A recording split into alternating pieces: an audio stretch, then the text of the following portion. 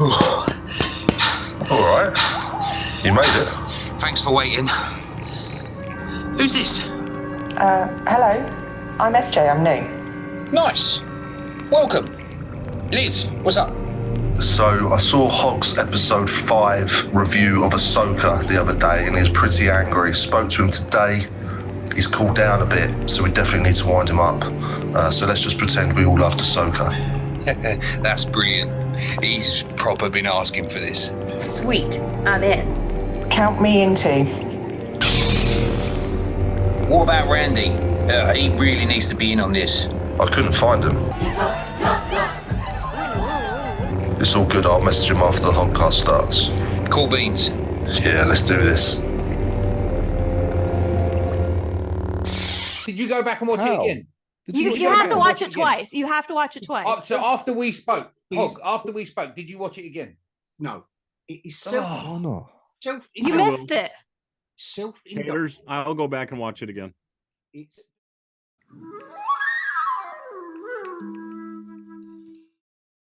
Bonjour, everyone. Bonjour. Welcome, Geeklectica, to the game. Yes. Yeah. Welcome. Hello. Henceforth known as SJ. We think about secret identities, don't we? Pleased to be here. Pleased to be here. Hopefully I'll be on camera next time, but who knows? Well, that's all down to you. I mean, Space Lizard's always a bit, Yeah. Look at Liz now. Look at Liz now with his Ahsoka background. Well done. I know, I like it. It's a good one. He's quality, loving. He's obviously loving that element of the show. Well, you know, I've travelled to the world between worlds before, man. It's an interesting place. See the past, present, future. See the future of you a few times. Have you don't improve. Those space narwhals, Space Lizard? Oh yeah, they're old mates, man. Yeah, I bet they are. But you know, like you're following them. They're, with the big eyes and do you commune? Do you commune with the space narwhals? Like, we commune a different way. Yeah. Oh, all right. I'm afraid to find out how. Set the tone for the day. You don't want to know. It is a Friday, I guess, but this is more X-rated than it normally. A lizard's got to do what a lizard's got to do. Oh wow, this is demonetized. Not that it's monetization at the moment, but like demonetized straight away. But anyway, so welcome, gang, and let's kick it off with, because there's not a lot going on, is there? Why isn't there a lot going on? Everyone's on strike. It's the strike, but is it the strike, or I mean, what I'm finding interesting about this strike is we're on 132 days now since the original one, which was the writers' one, I think. The actors joined late, didn't they? Correct? Anyone? Yeah. If I'm wrong on the No, you're right. Yeah. But this is a long, long while, and the studios just don't seem to be bothered. But the thing is, we shouldn't see the effects of the strike yet, because, like I say, it's been 132 days. Everything that would be being released this year would have been done already, really. So we should really be seeing the effects of the strike next year, not now. Yeah. And you've got the late night sort of coming back as well, haven't you? So Bill Mayer this week has said that he won't do 2 sections of his because all the rest of it doesn't sell so anyway. So he's actually going back on the air. You've got Drew Barrymore. She's going back on the air without writers as well. That's it. Yeah, I noticed the Drew Barrymore. I did see the Drew Barrymore bit. I mean, she got ripped a new one on Twitter. Yeah. I bet. Yeah. Is she the only one? Is she the only one going back like out of? Yeah. So I don't know. I think the studios are saving money, to be honest. I think this is for Dismal. This is perfect, you know, because they can get away with dropping all sorts of stuff. Yeah, I think they're pushing back on, and this is where I think, bless them, and we have spoke about this strike before, but I think they just haven't got a leg to stand on before they even start. Like if they were producing the top level content, I'm not just talking about Dismal now, I'm talking about all the writers and whatever. If they were producing top level content that was earning billions and billions, I mean, and I know that that's probably part of the industry post COVID, part of it. But I think it's just the wrong time for them to have done this. And I know they're talking sense, and and I don't think anyone wants scripts written by robots. No, but that's Absolutely what resulting. But yeah, well, that Brightburn too. Do you think have they kind of shot themselves really like properly in the foot here? Well, that news about Brightburn 2 has just saw it before we went on. Yeah. Wait, that was real? Yeah, I've done some more digging. It sounds like it's real from what I can see so far. What? So to me, that's a major FU to the writers on strike. Yeah. That's look, we can hold out longer than what you can. You need to get paid. We can just go AI. I mean, to toss in there, I'm not sure how familiar with everyone is with the AI, especially like Chat GPT, but that's totally doable. I mean, I'm using a lot of the Chat GPT to help me generate ideas, not to actually do the writing. But there's a lot of stuff that I'm doing, especially when I'm doing marketing.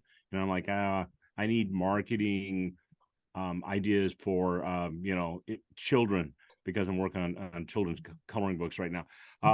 And it's great. So you could absolutely have them write a script. You're just like, I want a script. I want it based on this.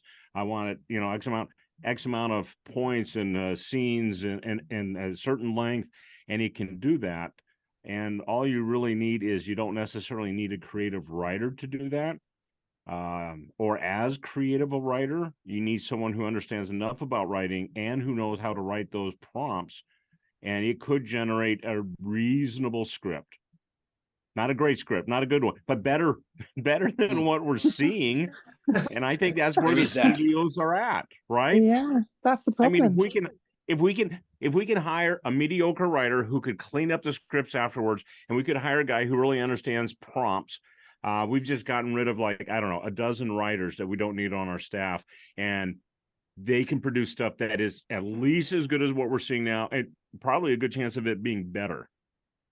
I mean, Hollywood has been back to the writers as well. They have been back with quite a few different offers where, there was kind of, pay increase. I think it was 11% or something like that, like guaranteed pay increase. But the problem they've got is the writers won't move on this whole, you have to have like 8 people in the writer's room.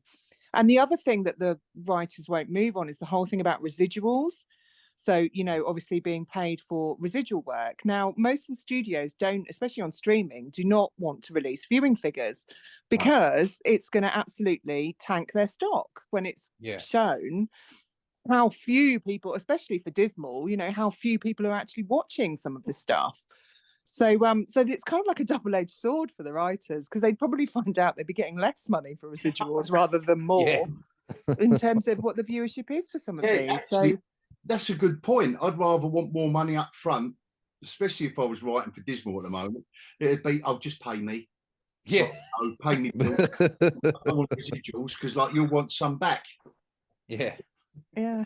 And but they have been back with a fairly sort of reasonable offer to the writers, and the writers obviously are just having this, we want every man and his dog in a writer's room, and too many cooks do spoil the broth, I think, actually.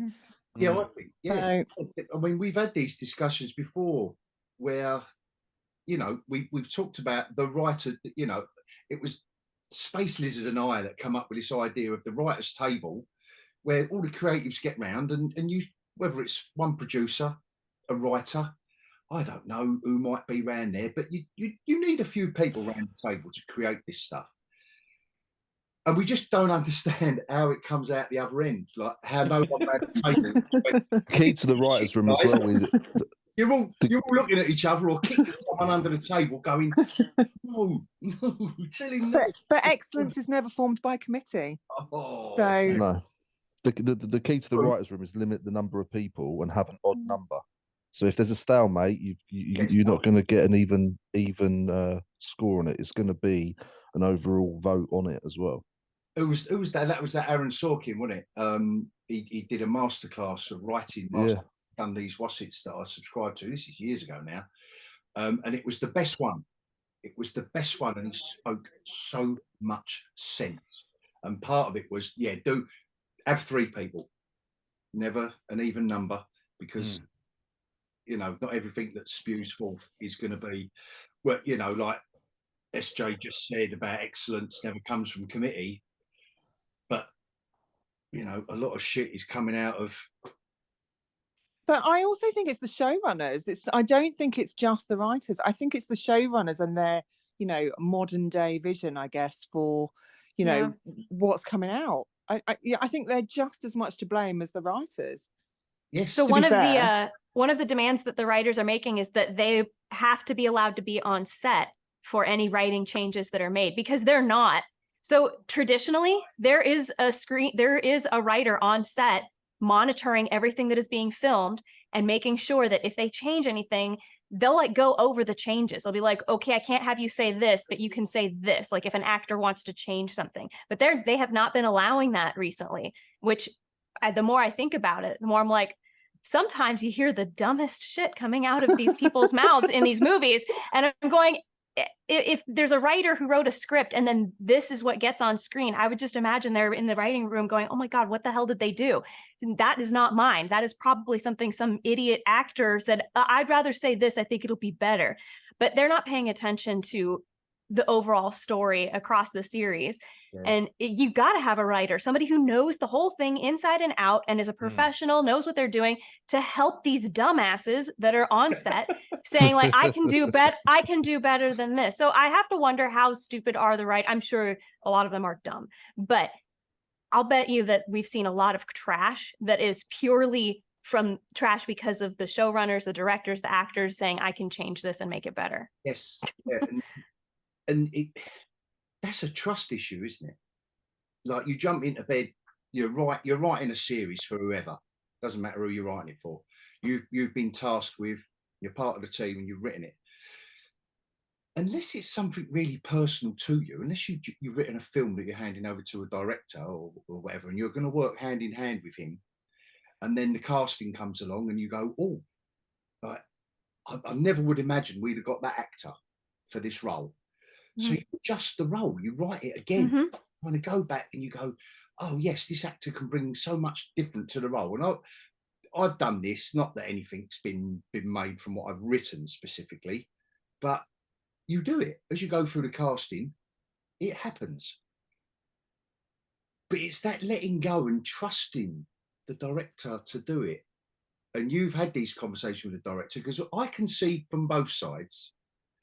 I can see from the writers wanting more control over their, for want of a better word, over their product, or creativity, I suppose is a better word. They want more control over the end product. But you've got to be really good. You've got to be really... You've got to be writing something that's worth bloody watching. Yeah. to kind of have that kind of control. Yeah, if you've just written, if you're the writers on something like Better Call Saul, that is nuanced and detailed and that needs to flow across years, you've got the end in sight. You've got the end, or The Sopranos. You've got a beginning, middle, end, or Breaking Bad, right? All this stuff. These are guys and girls that have got it in their head and they know what they're doing and they're surrounded by the team. But they're lucky. They're lucky because not only are they creative and imaginative, they're surrounded by people that they can trust. Because when you're on set and you've got a writer behind the camera going, no, that's not how I wrote it. You're going to have your 3 week shoot is now 8 weeks, because the writer behind the camera going, no, that's not what I did. But all of that shit should have been sorted out with read-throughs, with rehearsals, with the casting. So as much as I'm always on the side of the worker, but in this particular instance, I'm finding it peculiar that I'm not, because they haven't got a strong, what are you striking? I'd like to point out the other side of the coin on that too. Yeah. So if we look at some of the greatest moments in movies, and arguably television too, those are unscripted moments. So think of Indiana Jones when he goes for the whip and he's like, I'm just going to pull out a gun, I'm going to shoot him, right? That is not part of the script. And that probably is the best moment in that movie. I mean, it's a very iconic scene, and you could go through dozens and dozens of movies, and their iconic scenes are things that happened for whatever reason. not because the writer said no. It's got to be by the script. And I think the Indy Jones movie and all of the others that are like that would be poorer for having a writer nix anything that wasn't part of the original story. So I think you have to be adaptable to get that final product. And I think you also have to trust that in some cases, those actors, they know their craft. They are going to know that a line feels clunky, or if it's going to smooth. They're going to know their own style. They're going to know when they say something, what's going to sound the most appropriate. I mean, for me, if I'm writing dialogue for a movie, I would hope that I get a really talented actress doing that, and they go with their instinct. They're like, no, I got a good concept on who this character is, and this is my style, and I think this is a little more natural for me to say. And we're not, they're not looking at that aspect of it. They're only looking at, I'm a writer, I'm the center of the universe, and everything should, circle around me. And that's not the case. It's a process that we have directors doing what they do. We have, writers, and everyone contributes to what they do. And the writers need to let go of some of that, I feel. I mean, I'm being a writer. I think with the writers, don't screw my story up. But if you change a line here or there, that's not going to mess it up. It's probably going to improve it. It's about adding to the products. Yeah, right. That's what it is. You add to it, and there's these little creative moments that happen on set where you end up adding something in that's just not thought of before, hasn't been thought of by the writer, but it's just that spur of the moment. This is a good idea. But that has to tie in and can't take away from anything else. So there has to be that. It's the director's choice. Yeah. They go, that adds to it. Hang on a minute. I'm not sure you can say that. 2 secs. Right, mate. You're good at it. Yeah. Do you reckon this works? Yeah. No. Okay. Yes or no. That's how it's got to be. Traditionally, that's how it always has been. It has really only been in the last 5-ish years, maybe a little bit more, where they have taken the writers and said, we don't need you on set. Go home. And this is where we're seeing this trash happening, is because I totally agree that the writers can't sit there and go, you have to do it my way, but that's never really been what's happened before.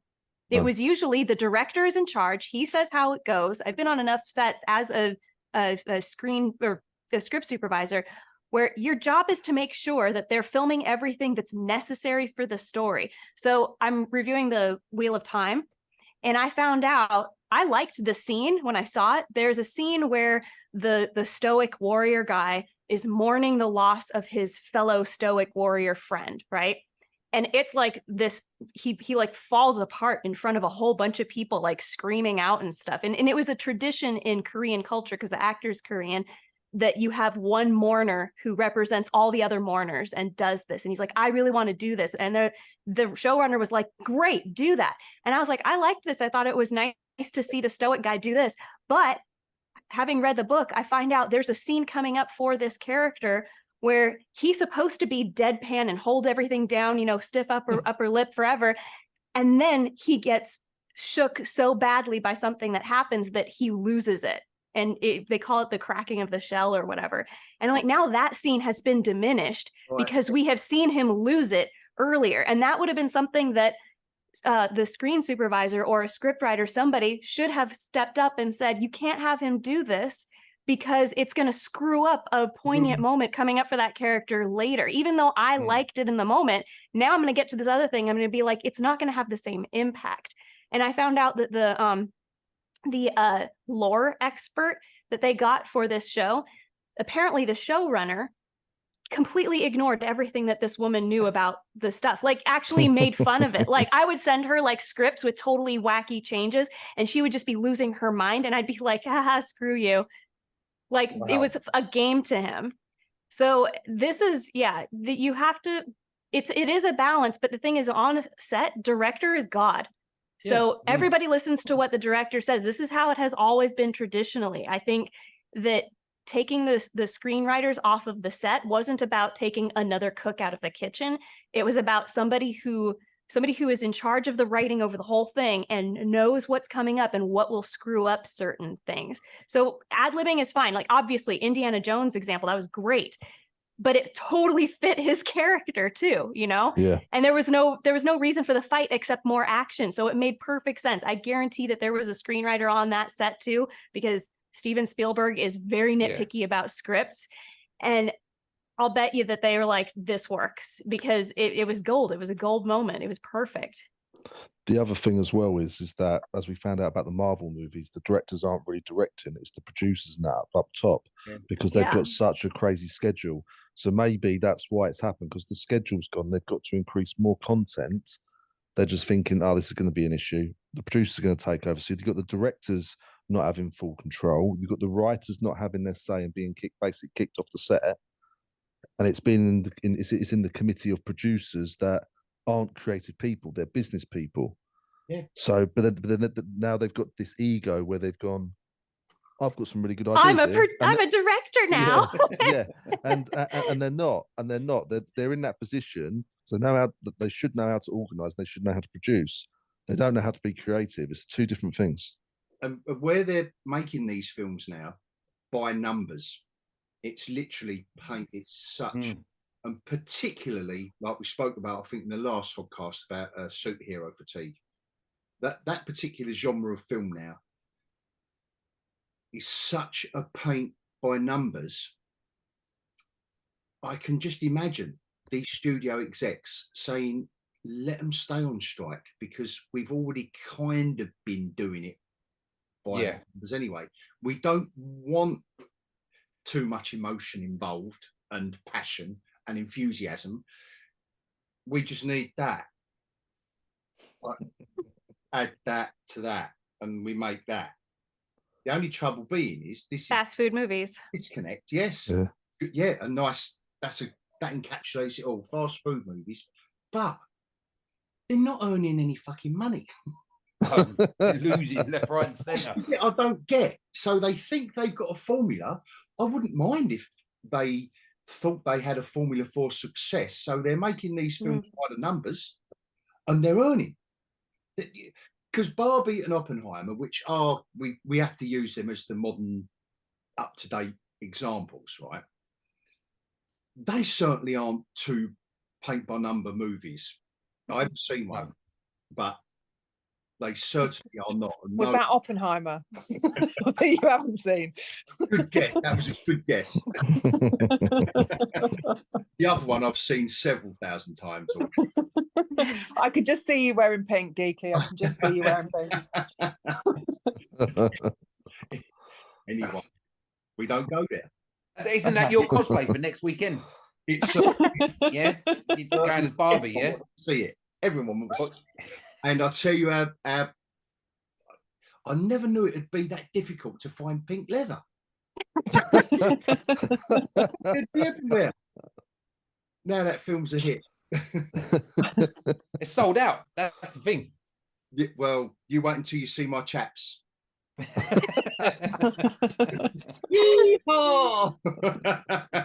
You're enough. You're enough, Roy. You're enough. Yeah.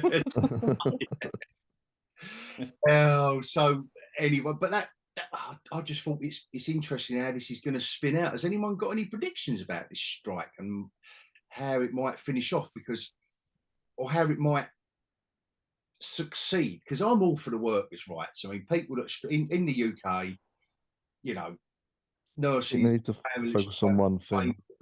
Everyone's on strike, or has been this year, and I'm all for it. I'm all for it. Collective Blizzard's got it. They need to focus on one thing. But do you think so?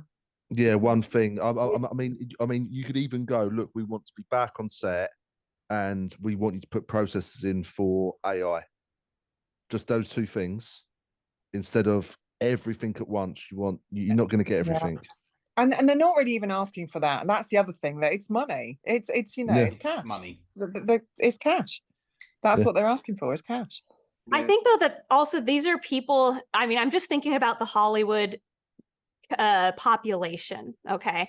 I don't think that these are people who understand how negotiations work. They don't realize that compromise is usually what you have to settle on. I think that they're like, we have to get everything we're demanding, or the strike continues, and it just never works that way. It doesn't matter what side you're on. It's always going to be compromise. And I don't think they're willing to compromise. I mean, just think about the people, the interviews that we have seen of what's her face, the Snow White girl. I can't imagine her. Snowblight. Yes.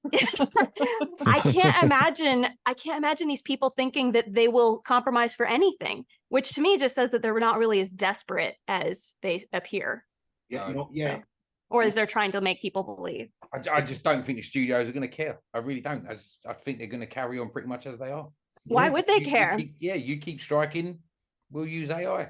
Yeah, I think that the writers they're hurting themselves. This is not going to end well for them. You can see Hollywood's not moving at a fast pace to resolve this. That means they believe that they have other options, and the writers are so self-centric. You know, they're only thinking from their position and their demands. They're not thinking about how this could really affect them in the long run. And like we were talking earlier, I mean, there's AI coming up. There's other options. You know, there's other writers in the world. Hollywood could just decide they're not going to go union and just bring in writers that are willing to work for whatever they're willing to pay. That's a really Wouldn't that be a beautiful thing? I actually would love that. I think that'd be so good for the industry if they opened this up outside of the union. Just think of all the stories that we would be getting. People who have gone only through indie. Well, there's a lot. A lot going on in the UK, isn't there, at the moment? Because obviously it's different unions, so they're able to film and all the rest of it over here. So I think that's quite interesting. So it's quite good for the UK. Well, definitely. Contacts I have in the film industry over here, not at a high level, but what I'm hearing is that yes, there is more work for you now. That is literally what Randy just said. That is literally, I think, what the studios are doing. I mean, you know, I've got no evidence to back this up, but if I was them, it would be a film made in the Philippines, or a film made in Australia, or a film made in England, or a film made in Europe. Hollywood too. Yeah, maybe. Okay, so that might be a bit controversial, Randy, but at the moment, just make your product over there. Yeah. But they're already doing that. So we already have quite a few films. I think they've kind of moved operations for Hollywood to is it Vegas or is it Utah? I'm not sure, but definitely they are already in the process of a lot of people transitioning over to that. There's a lot of actors who are kind of tired of some of the baloney that goes on in Hollywood. And there's so many writers. There's not a problem finding writers to be able to do scripts and whatever they need. And I'm sure there's not a problem finding actors who weren't part of the guild too. So the longer this goes, it just forces creators' hands, and they will go other options. And like you said, all those other places, we'll just go there where we don't have to deal with all the problems that we're seeing right now out of Hollywood. So the longer this goes, it hurts the writers, it hurts the actors. I mean, I don't keep up with this stuff anywhere near as much as I should, but what are the actors striking for? They're supporting the writers. That's it, just supporting the writers. Just out, no, we're in solidarity, we're going to, right, okay. There's another factor to it as well. So again, talking about AI. So we've lesser down actors, this bit, yeah, so we've lowered down actors, basically extras. So what studios have started to do, apparently, is starting to pay someone a one-off fee. They scan their likeness, and then they can digitally impose them as many times as they want as background. Oh, yeah, we discussed this before, didn't we? Yes. Yeah, as background actors and extras in whatever they want for all of time, and they just get a one-off fee for it. So they've got their issue with the AI, but yes, most of it is in solidarity with the writers. Because what was Brian Cox? It was Brian Cox who was saying about they wanted to use his likeness, like he got this contract through, and they just wanted to use his likeness, generated by. So he obviously has to sign the contract because it's his likeness, but it was for some like impersonations, some animated film. This is while he was on the picket line, and he was saying, "I can't sign this. I can't sign up to this. They literally, because I don't trust the studios to use my likeness in this way, and also I don't do animal impressions." But that was part of the contract. Part of the in perpetuity, we can use you as a Daffy Duck. Well, interestingly, Brian Cox as Daffy Duck. That's Yeah, amazing. interestingly enough, the voice actors for video games are actually talking about striking now. Their union's talking about striking because of AI.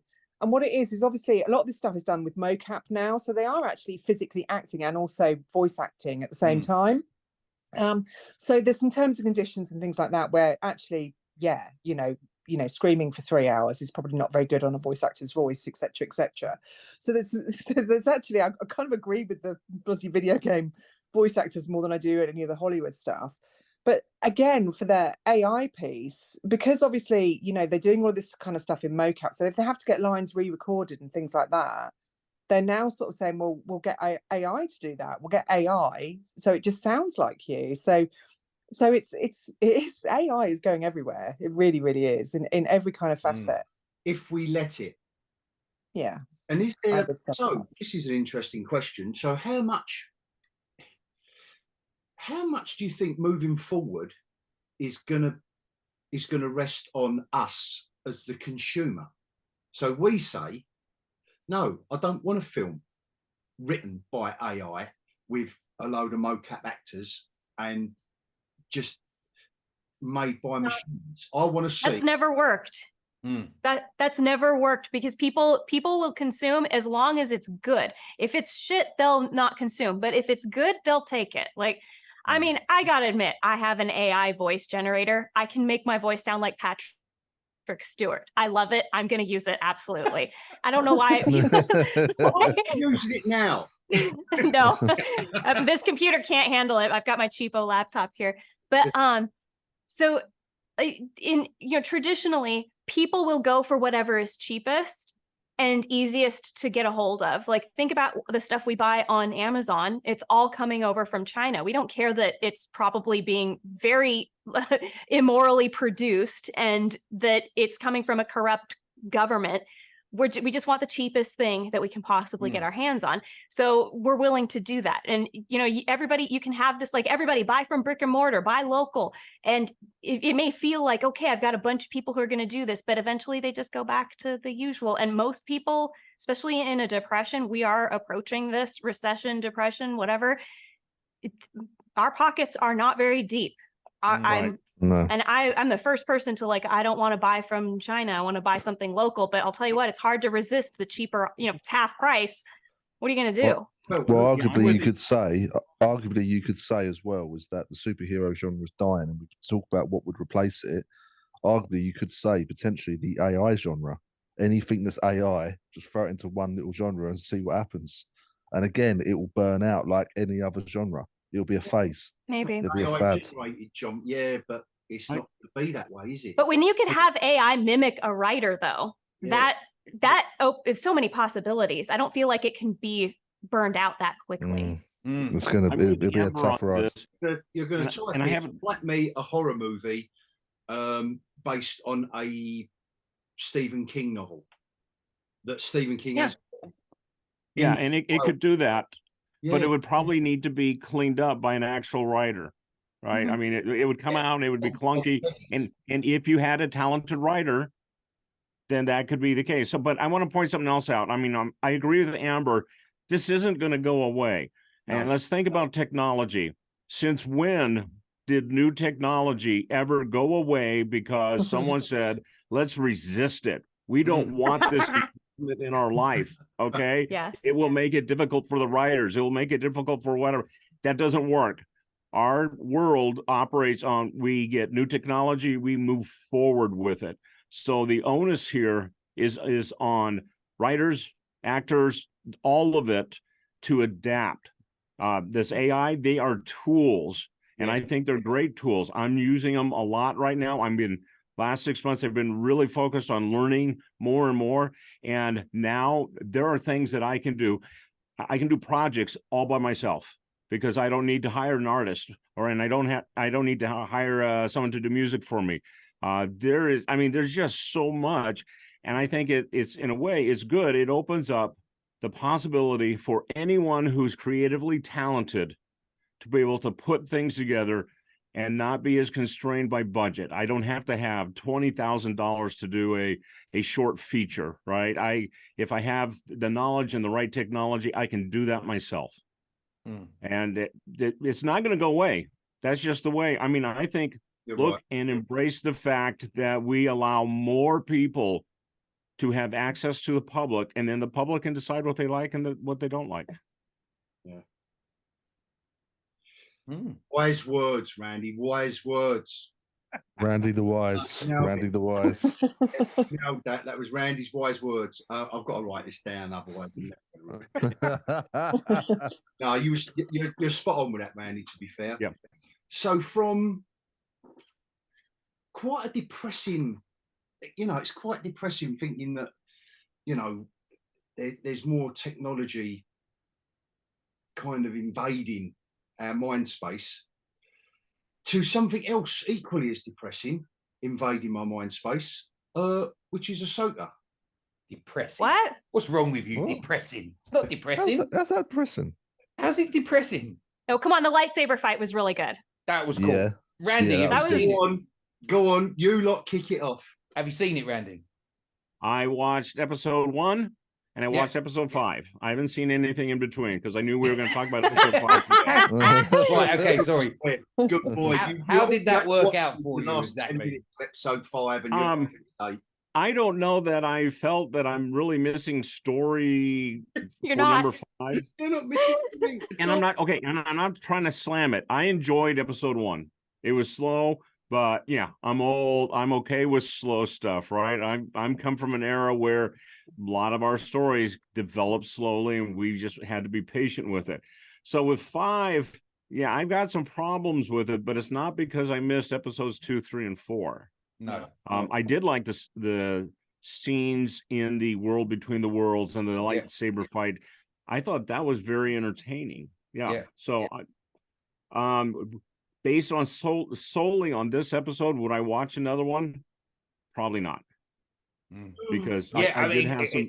Again, if you haven't got the background, it's really difficult to get your teeth into it. Like now watching okay, those so battles, it was. I would say for most people that's true. But I have a little faith that I'm a writer. I fill in the background, the slot. You know what I mean? I pick up on that stuff and I can move forward. I can just kind of jump into a story and go along with it. And so my decisions on how I like or what I don't like aren't really based on how much of the story that I've missed. Well, can I ask, so specifically you, Randy and Amber, when Ahsoka went through that world between worlds, the battle with Anakin, did you see the change in character after? So when she come out as Ahsoka the White and she's in her white gowns, and did you actually see any change in character? Change in personality? Yes. Oh yeah, it was monumental. It was. She was a different person completely. Totally different person, wasn't it? Yeah. That's and this. So going back to episode 1 being slow, and that was my main complaint, as you remember. It's very slow. It's everything slow. Turns out that was on purpose. Okay. There we go. Turns out it was slow on purpose. Look at him. Look. Oh, he's done that on purpose, did he? He made it boring on purpose. I thought it was the best Why not? Boring is that's subjective, but yeah. No, I really felt like Filoni revealed that he actually does have a grip on the art form of storytelling with this episode. It was the change point was the lightsaber fight with Anakin and Christian, what's his face, coming in and just kicking ass, and Ahsoka meeting him on level ground. I loved it. I thought it was perfect. I thought it was perfect television, really. Yeah, it was the best Star Wars we've had in years. It was by far the best Disney Star Wars we've had. Yeah. It was iconic moments, the Vader sections. Yeah, it was awesome. Yeah, I didn't know what to make of it the first time I watched it through, but I've obviously watched episode 5 twice now, and I've had some conversations, with some real Star Wars fans, and they've kind of shown me how Filoni does know what he's doing.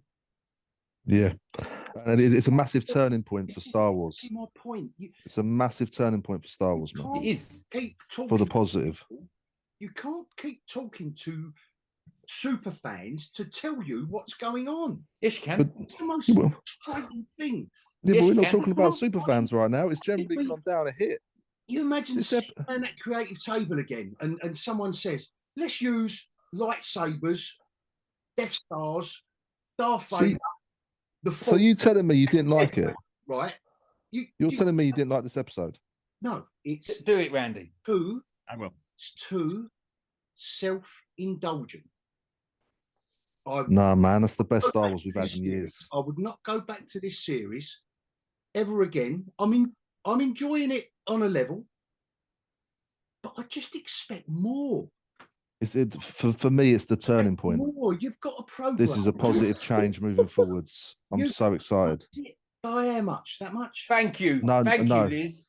No, this is the turning point for me now. Mm-hmm. Like we've dealt with shit for so long. This episode, especially this episode, has just an absolute turning point. I think the best thing that Disney could do, elevated it. It's elevated. It's No. elevated it. It's elevated it, man. the best thing Disney could do right now is hand over the entire Star Wars IP to Dave Filoni and just leave it with him. Yes. Yeah, I agree now, to be fair. Yes. I mean, I would trust whatever he does at this point. I mean, I wasn't expecting this, and I wish I'd seen it in theaters. They were showing it in theaters here. See, now, don't it make you, though, want to go back and, like, now trawl through the Clone Wars, all 7 seasons of Clone Wars, Yeah. the 4 seasons of Rebels? You actually want to start going back and finding out about these characters. Yeah, I want to rewatch the whole lot. I end up watching the Siege of Mandalore again today. And I know, Randy, I know you've not been up with the animated stuff. Right. But would you go and like explore that now? Not necessarily watch all of it, but explore some of it. I've seen 4 or 5 episodes of what's the one that Ahsoka's in originally? Oh, Clone Wars, yeah. So I've seen 4 or 5 episodes. My kids would watch it. I'd come in and watch it. I enjoyed it. I thought it was good. Yeah. So there's not a problem for me going back and watching the animated content, because from what I understand, all of that animated content was pretty good, and it felt like Star Wars. Yeah. So yeah, absolutely. Yeah. It's making me really excited now for like the movie that Filoni's going to be doing. Well, that's the next big project, isn't it? Yeah. To sort of like get everything going, get that Mandoverse sort of wrapped up. I thought that it wasn't entirely greenlit. I tell you what, I'll put my pink leather Barbie outfit on if we see a Filoni movie in the next 5 years. They have to greenlight it after this. Come on. Yeah, it's too good not to. They haven't got the money. It's too good not to.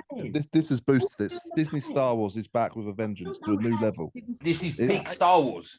This is big Star Wars now. This is back to like Rogue One level. This is directed to Roy. So here's the thing, though. They are desperate to find a way back on path, right? Yep. So I would say that at the very least, even if you have very dim view of the series, it is way better than a lot of what we've seen, right? It is definitely a movement towards better. I mean, and I'm just saying that from, if you're coming from your point of view, whereas we have so much crap and you're not liking this as much. I mean, I do feel that this is way better than Mandalorian. Was it Mandalorian? Yeah, which I stopped watching episode 2 or 3 because it just got ridiculous, right? So I didn't have that level of reaction towards this. It's moving the right direction. Yeah, they need to continue. They need to have another season because at least it's going the right direction. Yeah. No, I will say that. And I'm kind of winding everyone up a little bit with me eyes rolling, etc., etc. And Tayters knows how much of a Star Wars fan I am. And yeah, it's in question. I wanted this to work. Oh, I can't keep going. But you are so cruel. You are so cruel, a lot of you. I had to put myself on mute. I was laughing so hard. Oh, I did not like it, man. Fuck that. I hated it. Absolutely hated it. Just to let you in, Hog. We all had a little discussion behind your back. We were going to wind you up. Oh, really? Yeah. What was the best thing ever? No, it wasn't. It's not a return to form. There's a couple of good moments. But Amber was right. Filoni should have everything. I thought I was in a parallel universe. I thought there's Amber going on about the lightsaber fight, the best thing ever, and I'm thinking, what? was awful. It just showed the worst thing for me is actually the young actress. Well done, everyone. I'm just trying to find the fucking mute button now. The young actress in this was actually better with the lightsaber than bloody Rizzo. Yes. Yeah. I felt like I was And watching like an early rehearsal. What we saw on screen was like a fight scene rehearsal, but like the early stages of it. It was embarrassing. Yeah, and awful. And you can tell Hayden Christensen was trained by Nick Gillard on the original. Oh yes, absolutely. he legitimately looked like he knew what he was doing. I was like, 100%. Who the hell is? Yeah. Oh my god. He I don't know why they didn't get Nick Gillard back as the fight choreographer and like lightsaber person. That's been one of the biggest. That's been one of the biggest complaints from a lot of people is that because the fight choreography wasn't up to par, whereas Hayden Christensen has had that training. Everyone else hasn't, and it's just it doesn't match. It just takes you out of it straight away. So, honest review. Apart from it wasn't the best one ever. There was some cool moments, as I said to you earlier, Hog. I had to break the episode into two halves. Well, obviously, you didn't say a lot to me earlier. Obviously, talking to the others a bit more than me. You have to break the episode into two halves. So anything outside of like the dream-like world between world sequences was absolutely terrible. I hated the fact that Jason could hear the lightsabers on the water and Hera could hear it. I've never been. I've watched all of the Clone Wars and I've watched all of Rebels. I've always thought the Purgles and Space Wars were stupid, so I didn't like the ending of it at all. Pigs but yeah, it's shocking. But Hayden Christensen done well with what he was given. I liked certain aspects of seeing clips of the Clone Wars. You didn't need to know what battle that was or what that could have been from within the Clone Wars. But I feel like if you hadn't watched any of Rebels or Clone Wars, it would have given you a bit of character development or knowledge or of background of Ahsoka. I think they felt done those dream sequences with the battles. I like the fact that you saw a balance within Anakin. He used both light side and dark side in the afterlife, which sort of helps with his story, like as his story's ended because he is dead, but it's a nice little balance in the afterlife for him. Overall, though, I feel like the scenes with Anakin was a missed opportunity. I think get rid of all the stuff that wasn't in that dream sequence, cut it to a 30-minute episode, and extend those dream sequences so that way we get more character development with Ahsoka. So it's almost you have the conversation. So instead of just fight, which there was some good bits. The little flash of Vader was really nice. I really liked that moment. Yeah, that was. But it was a very nice moment. Very nice moment. But I think if you had actually Ahsoka asked the question, don't have it implied or sort of cut short because they're about to fight. Why did you turn? Ahsoka never knew that. Why did you turn? Ask the questions, get him to give some reasons, but then also use that time to then answer the bloody question of where Ahsoka was during the original trilogy. Come on, he's still hung up on that. He can't. I want to know. Well, you know, old Filoni, he just won't let Ahsoka die, will he? You know, that would have been a perfect reason. Her actually being killed, you know, would have been another reason actually, but for Hayden to turn. I won't take that personally.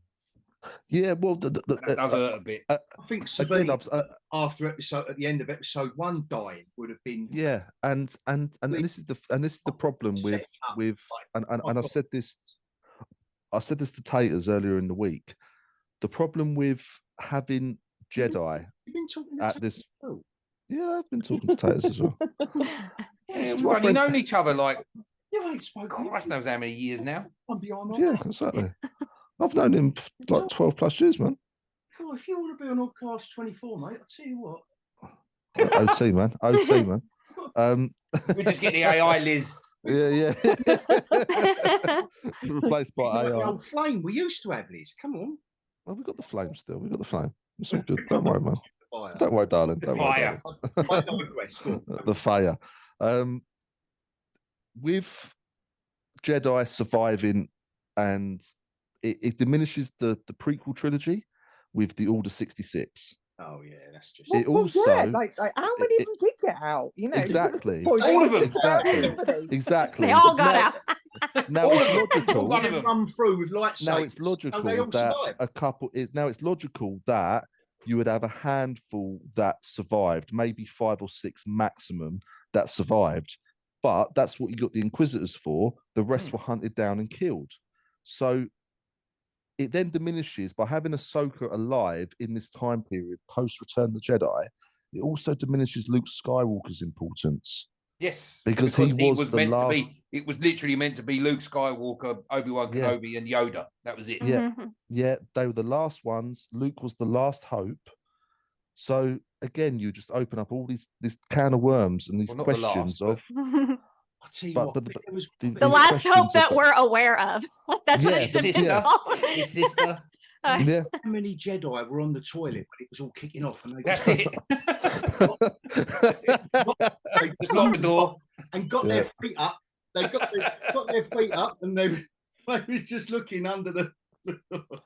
And technically, it's called a refresher in the Star Wars universe. Their full powers, not really here.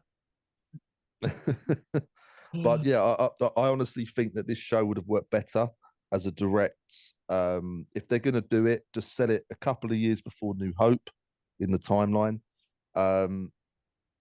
Obviously, you have to change the story, but have Ahsoka die at the end. So when we get to New Hope, she's already gone. Then you don't have to answer any questions. It just makes life so much easier, and I think it would have worked 100 times better. So it's got more lives than a cat, honestly. That alien. Yes. Set it as sort of frame it as she survived Order 66.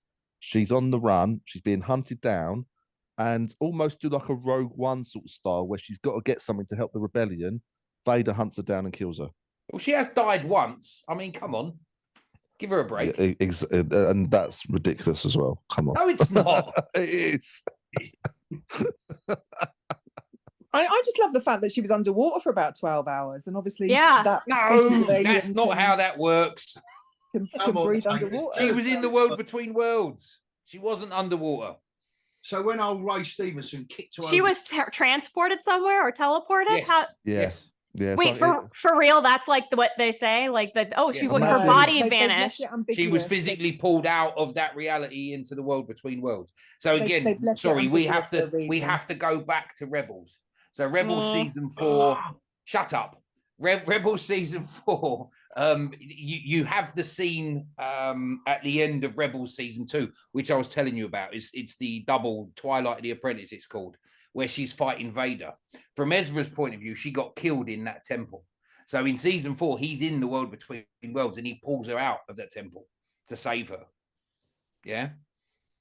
It's what I'm saying. So he physically removed her from. Okay, I want the rules of this pulling people out into the world between worlds. So you can only come out from where you are, and then you can only be brought back into the world where you were originally. So like she was in the water, she's pulled out, and then she can only be put back in the water. So she can't like come out somewhere else. No, exactly. She can only be in that same location. Okay, I can get it. I can go with that. Came out 2 years right, later. So the world between worlds. I know a lot of people have gone. Sorry, Todd, carry on. This can all be established. I mean, just my biggest thing, and you knew this was coming, Tayters. When I was saying to you, like, I just hope that they do it in a way that you have to have seen every cartoon they've made. And this is where the self-indulgent bit comes in, because they've allowed Filoni to just carry on what he's been doing without any consideration for any new blood that might want to watch this program.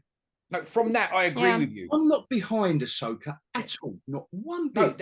And from that I absolutely agree with you. I do agree with you, and you are right. You are right. Rooting, but this is what with Filoni. This is, and I've said this. His enthusiasm. He has got creativity and imagination. You can't deny that. And his passion for Star Wars. But if he was just paired with someone that just had with a brain, Yes. I was gonna waffle on about my thing was if you paired him with someone, with zero knowledge of Star Wars and just knowledge of storytelling, I think it should have been that would. And then when, like you, Tayters and Liz, you both said to me, "Oh, I recognise that was a battle." Like the dream sequences, which I thought were really nicely done. You've both said to me, "Oh, that was the battle of so and so. Oh, and that was the battle of that." Right, that would be cool. So I was enjoying those scenes. What they were, you know, the dance between him and her, and when she's a kid, and he's talking to her, and you think, "Oh no, this is in the dream world." That was all working for me. But you was enjoying it on that extra level. Yeah.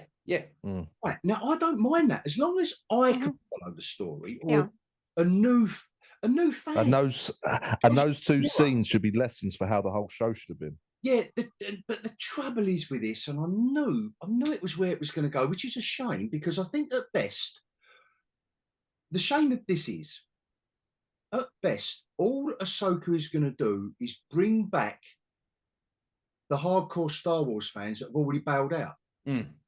This isn't going to add any new. It's not going to bring any new eyes. No, I get it. That's what makes me sad. I'm looking at it and I can hear Tayters in my head as I'm watching this stuff.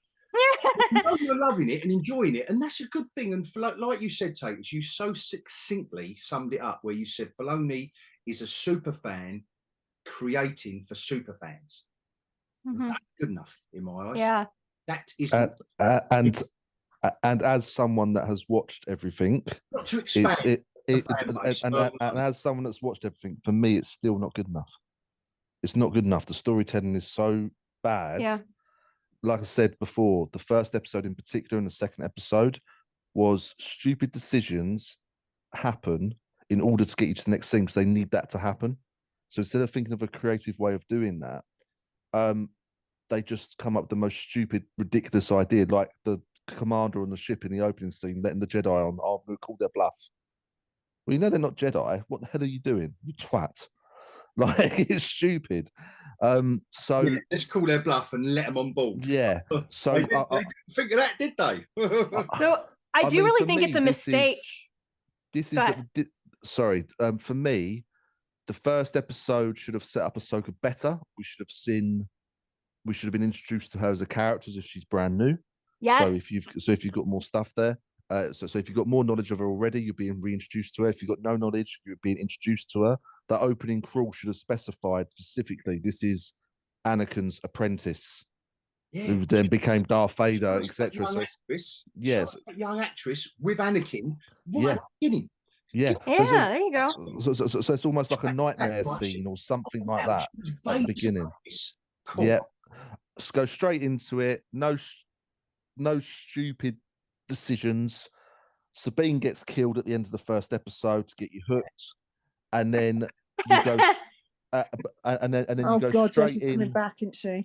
Yeah, and then you go straight into episode 3, which is cut down to 10 minutes because that's your intro to episode 4, and then you go into an extended episode 5 of this dream sequence where you get all the character development, you get all your questions answered.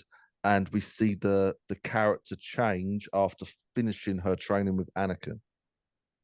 That's how you would set it up.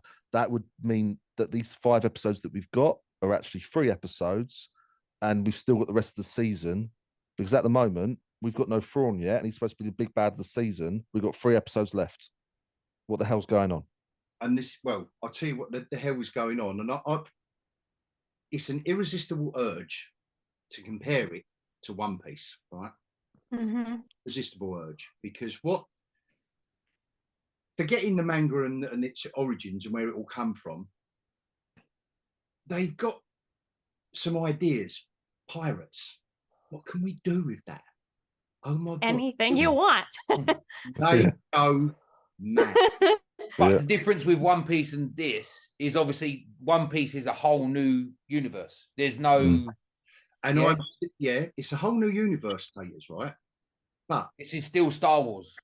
I'm following Monkey D. Luffy Yeah. Like, you cannot believe. I just want to see that boy get on, like, every episode, and a little bit, and you get a little bit of origin story of old Zorro, and in one episode, and then you see his backstory, and old Nami is becoming a bit of the kind of maternal, intelligent one, and looking at all the boys. There was like episode 4 or 5, and she's looking at all the boys going, really? Or when the cook, when the waiter bloke is hitting on her, yeah, she's getting all embarrassed, and all the other boys going, hee. Like, everything is, there is not a wasted moment of character development and story momentum and drama. No. Just drama. The guy with the and Ahsoka does like that. Ahsoka does like it. Ahsoka is almost entirely dependent, like the relationship drama is entirely dependent on things that have happened before. Yes. And they're not giving us the flashbacks to show us what those things are.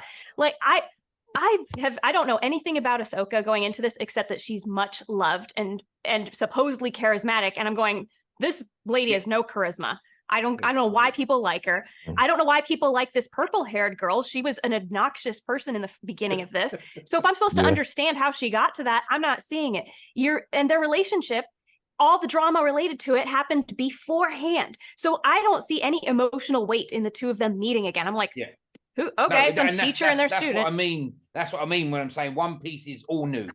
Yeah, everybody is learning about One Piece from the same point forward. There's too much. There's too much backstory. But the thing is this is, and if you don't know it, it's not helping. If there's too much backstory, they shouldn't have done it. Yeah. Well, there is a point. Or they should have gone back and started from earlier, or like what you were saying, start with the flashbacks, the dreams, something like even with who was it that didn't like Monkey D. Luffy? It was you, Liz, right? First, you didn't like him. I've watched episode 2 and I've grown to love him. To be fair. Yeah, but you didn't like him. No, you didn't like him in the beginning. I thought it was bloody annoying. You know why you love him now? The reason you love him now is because when he was an obnoxious shit kid, someone he loved and respected made a big sacrifice for him, and he recognized it, and it weighed down on him, and it created a lovable character. So see, that's the sort of thing that you could do. Like, imagine if we had something like that with Ahsoka and Sabine, right? If we saw how they met each other or how they became super close. Maybe they weren't working. I don't know what their story is, but maybe they didn't work as a master and student before, but something clicked and they were really close. And then later we find out why it didn't work out between them or something. It'd just be nice to have just those little snippets. It could be done just like how they did in One Piece with the little flashbacks that are stuck in there to give some context to this drama that right now has no context. And that's the word. That's the word that's missing. All of the context. Moment, it's drama. Conflict as well. Because Ahsoka is so powerful at this point. She's beaten Anakin in the world. If it's a dream sequence, fair enough. She beats him. But if it is the world between worlds, are you telling me that she is beating Anakin when he's well? No, she didn't beat Anakin. No, she didn't beat Anakin. She learned a lesson. Yeah, Anakin's testing and teaching a lesson. Didn't beat him. So they heavily riff off of Jedi in that scene. I can see how you get that, but yeah, if you again, so it's just a fan thing. He would have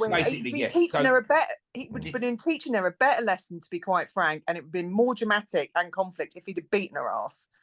Oh yeah, big time. If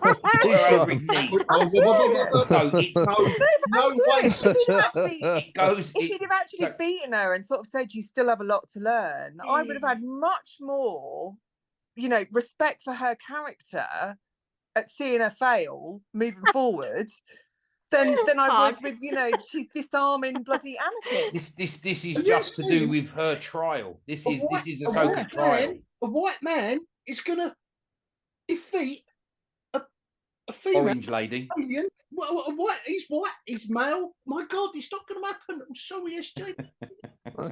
It's just No, this goes back to. This goes back to the trials. All Jedi Padawans have to complete a trial, which is very individual to the person to actually become a Jedi. What? What'd you say? I still think it would have been better dramatically, thematically, if he'd actually beaten her. And I just think it would have worked better. It would have been In that, 100%. Isn't it depressing that I'd still say that Ahsoka, I'm actually putting it on par with, in terms of Disney Star Wars, Boba Fett, Kenobi, Mando season 3. It beats all those. In terms of Andor, don't get me wrong, Andor was nice off to the side, but it was ultimately boring. I'm actually starting to put it on par with Andor. and this is the level that we're talking of here. Yeah, I still not great. I still prefer Andor. To be fair, I'm starting to put it on par purely for the action side instead of just walking and talking for like 3 episodes ready to go and attack a base. But the action's not that great, unfortunately. You know it's what? Not. You know where Ahsoka really is winning? I have to say, I do enjoy the visual effects. They're doing a good. I mean, not the sets. Screw the sets. The sets look terrible, but the visual effects are good. Yeah. No, I mean, the Doctor Who set when the witch, before they went through hyperspace, and it was like the Doctor Who set with these big columns with the lights going, and there was all these lights before they went through hyperspace, and I thought, this is like, I really wanted to see those whale things.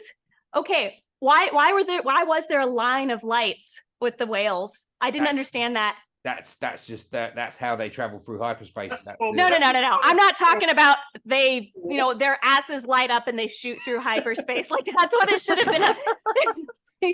That's what it should have been. David Filoni wrote an essay on that in 2012.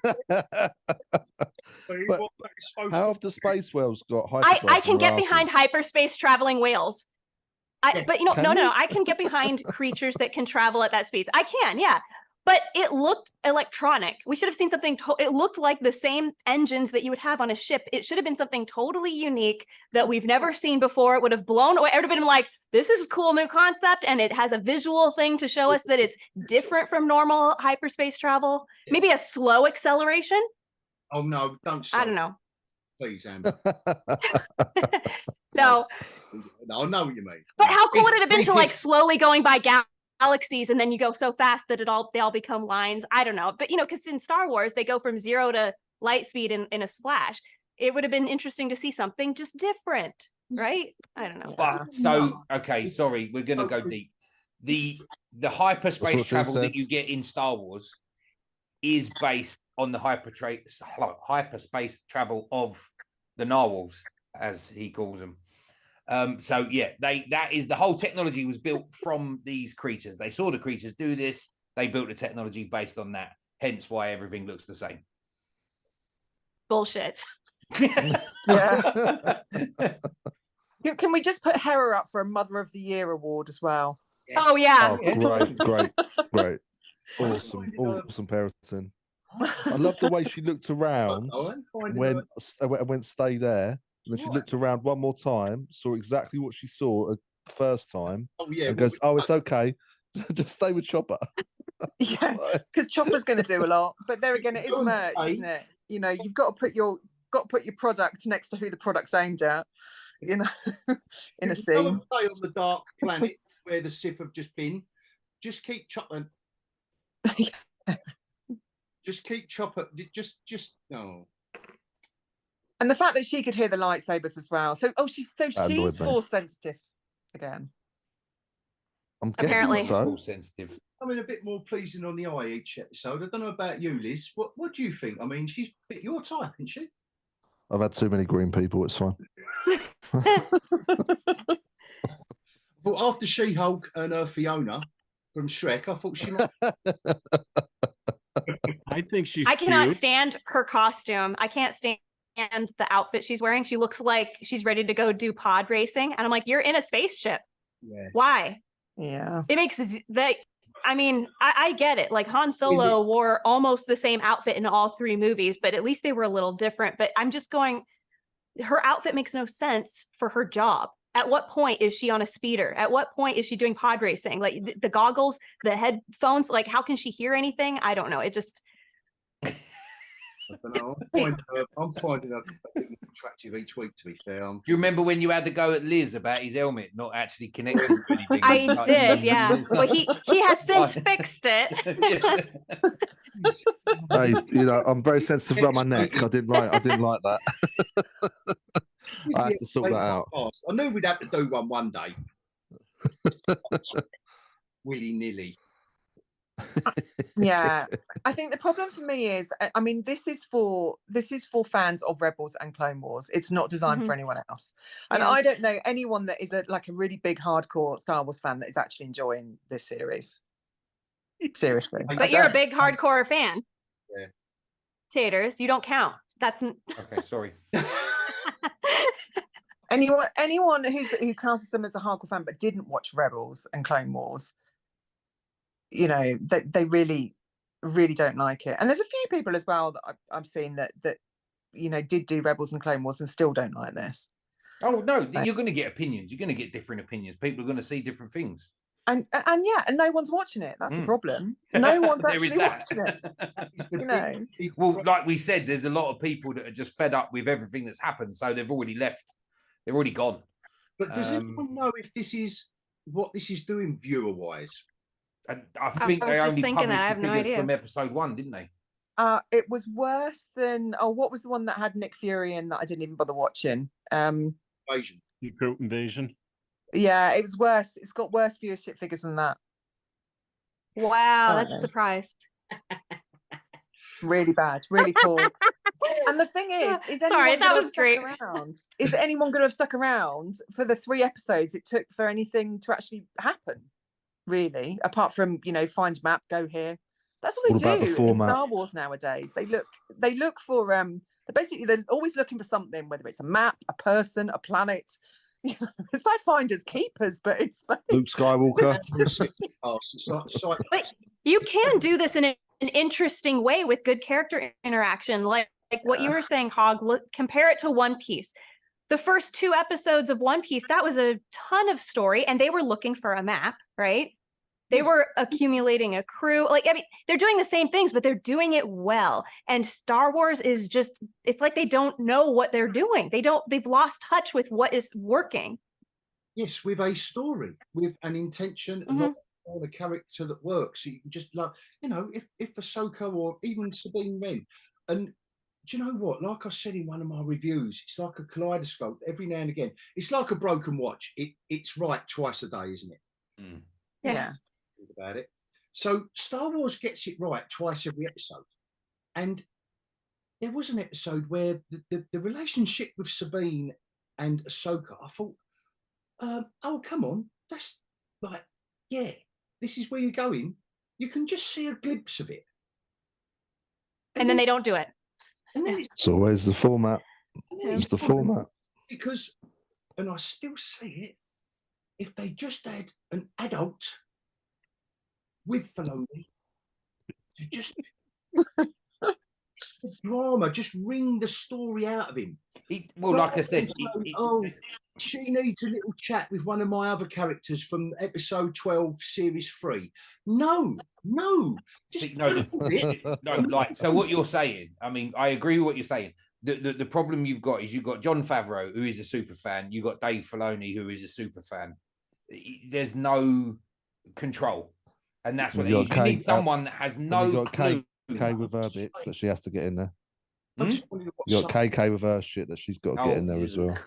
Make another Ahsoka that haven't seen it. Like the new. That's what I'm saying. Yeah, you need someone in charge who's not got any backstory, doesn't understand anything about Star Wars, just knows how to tell a good story, and then you'll be able to get the cream of the crop. Appreciate it. I mean, I don't want to see people.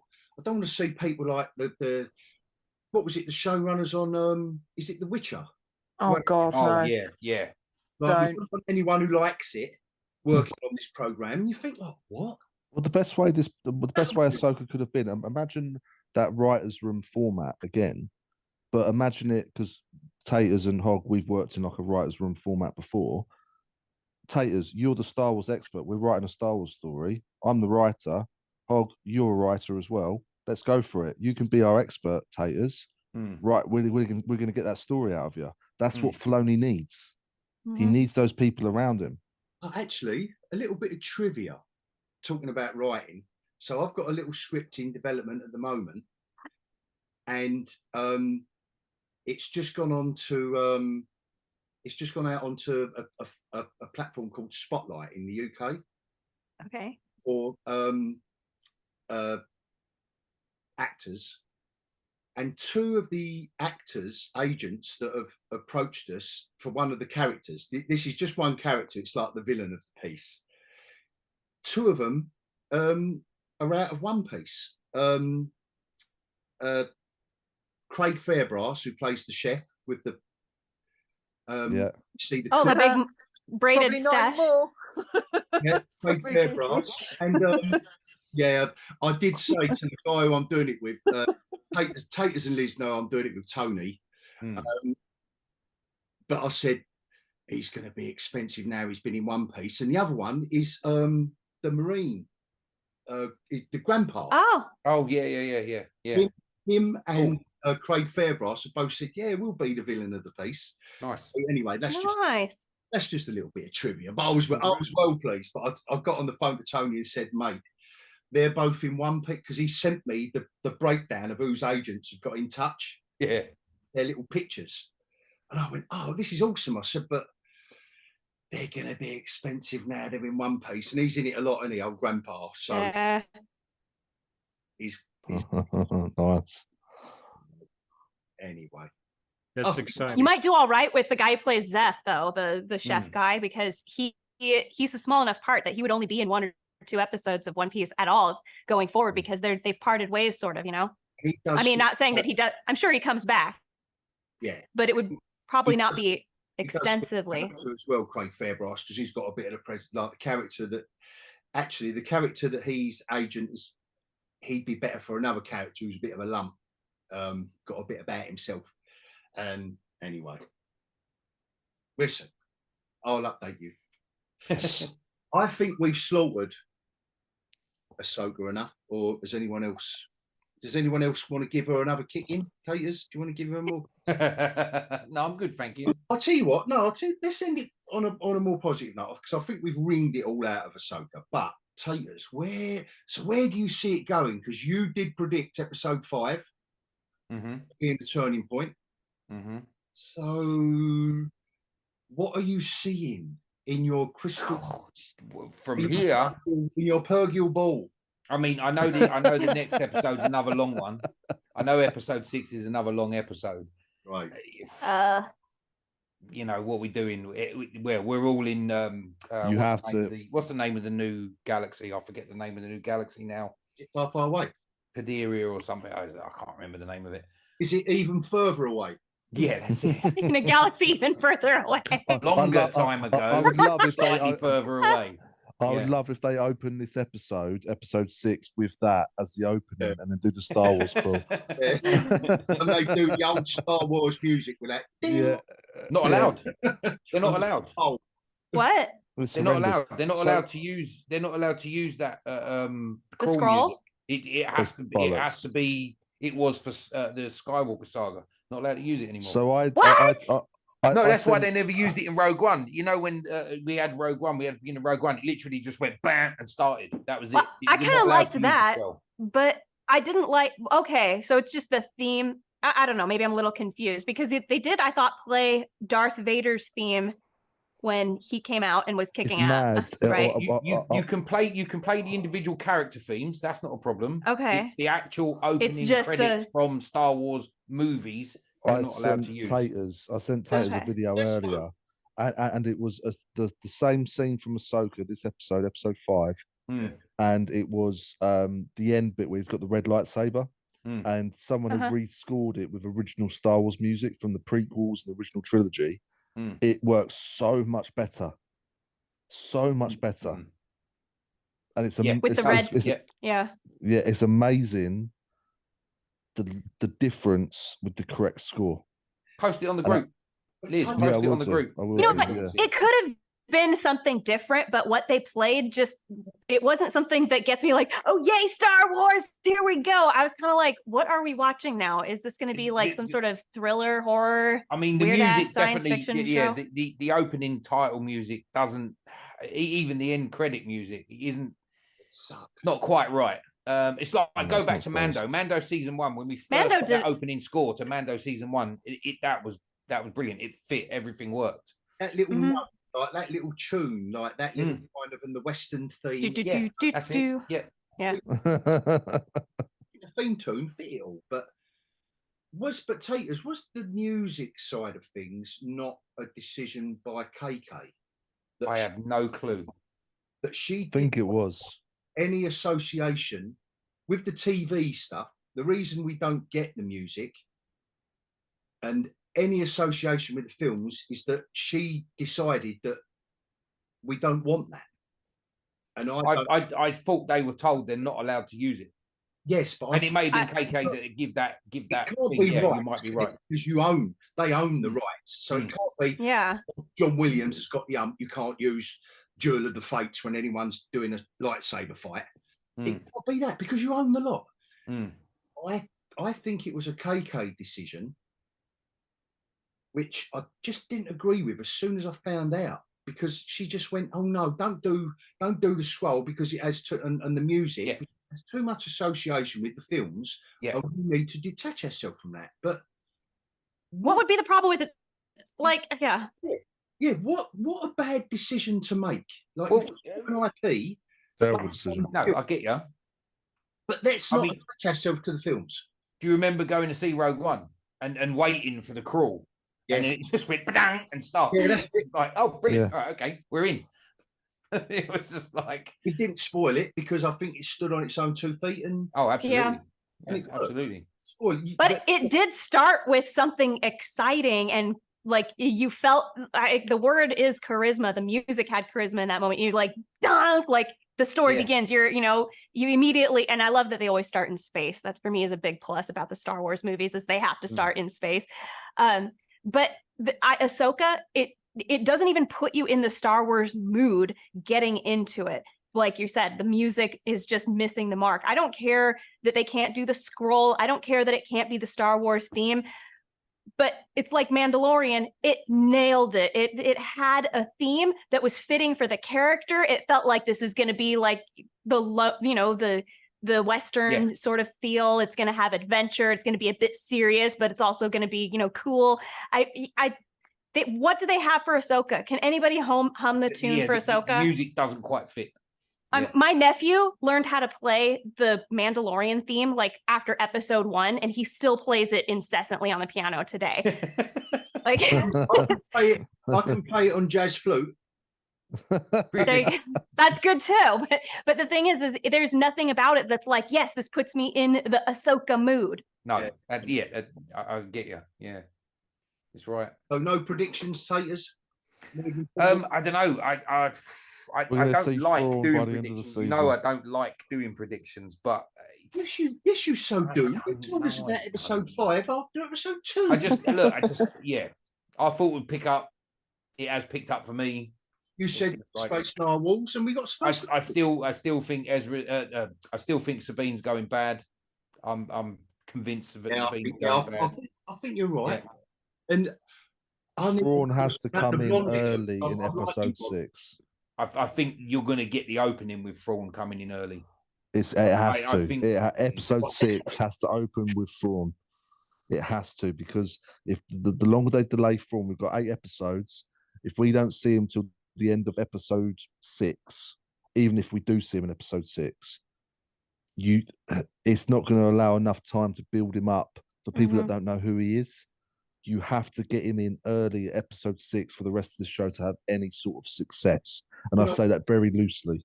I can't wait because I've got the graphic novels and the books with Thrawn in, and I can't wait till there's something that happens that Filoni, who's read all the books, and it's something I know you don't. And I'll go, oh, that's from book 3, page 4. What makes you think I don't know about the 3 books? You can't read, Tayters. Sorry? You can't read. Without pictures, you're fucked. That's where it's true, yeah. Anyway. So, apart from that, if you haven't got any predictions, Tayters. No, I'm going to leave that. Trailer-tastic. It's tremendous. Now, there's 3 of them. I don't know whether to start. I've got 3 notes here. Oh, should we start with what I consider the worst one? Which is Who? Jason Momoa as a fishman. Oh, yeah, that.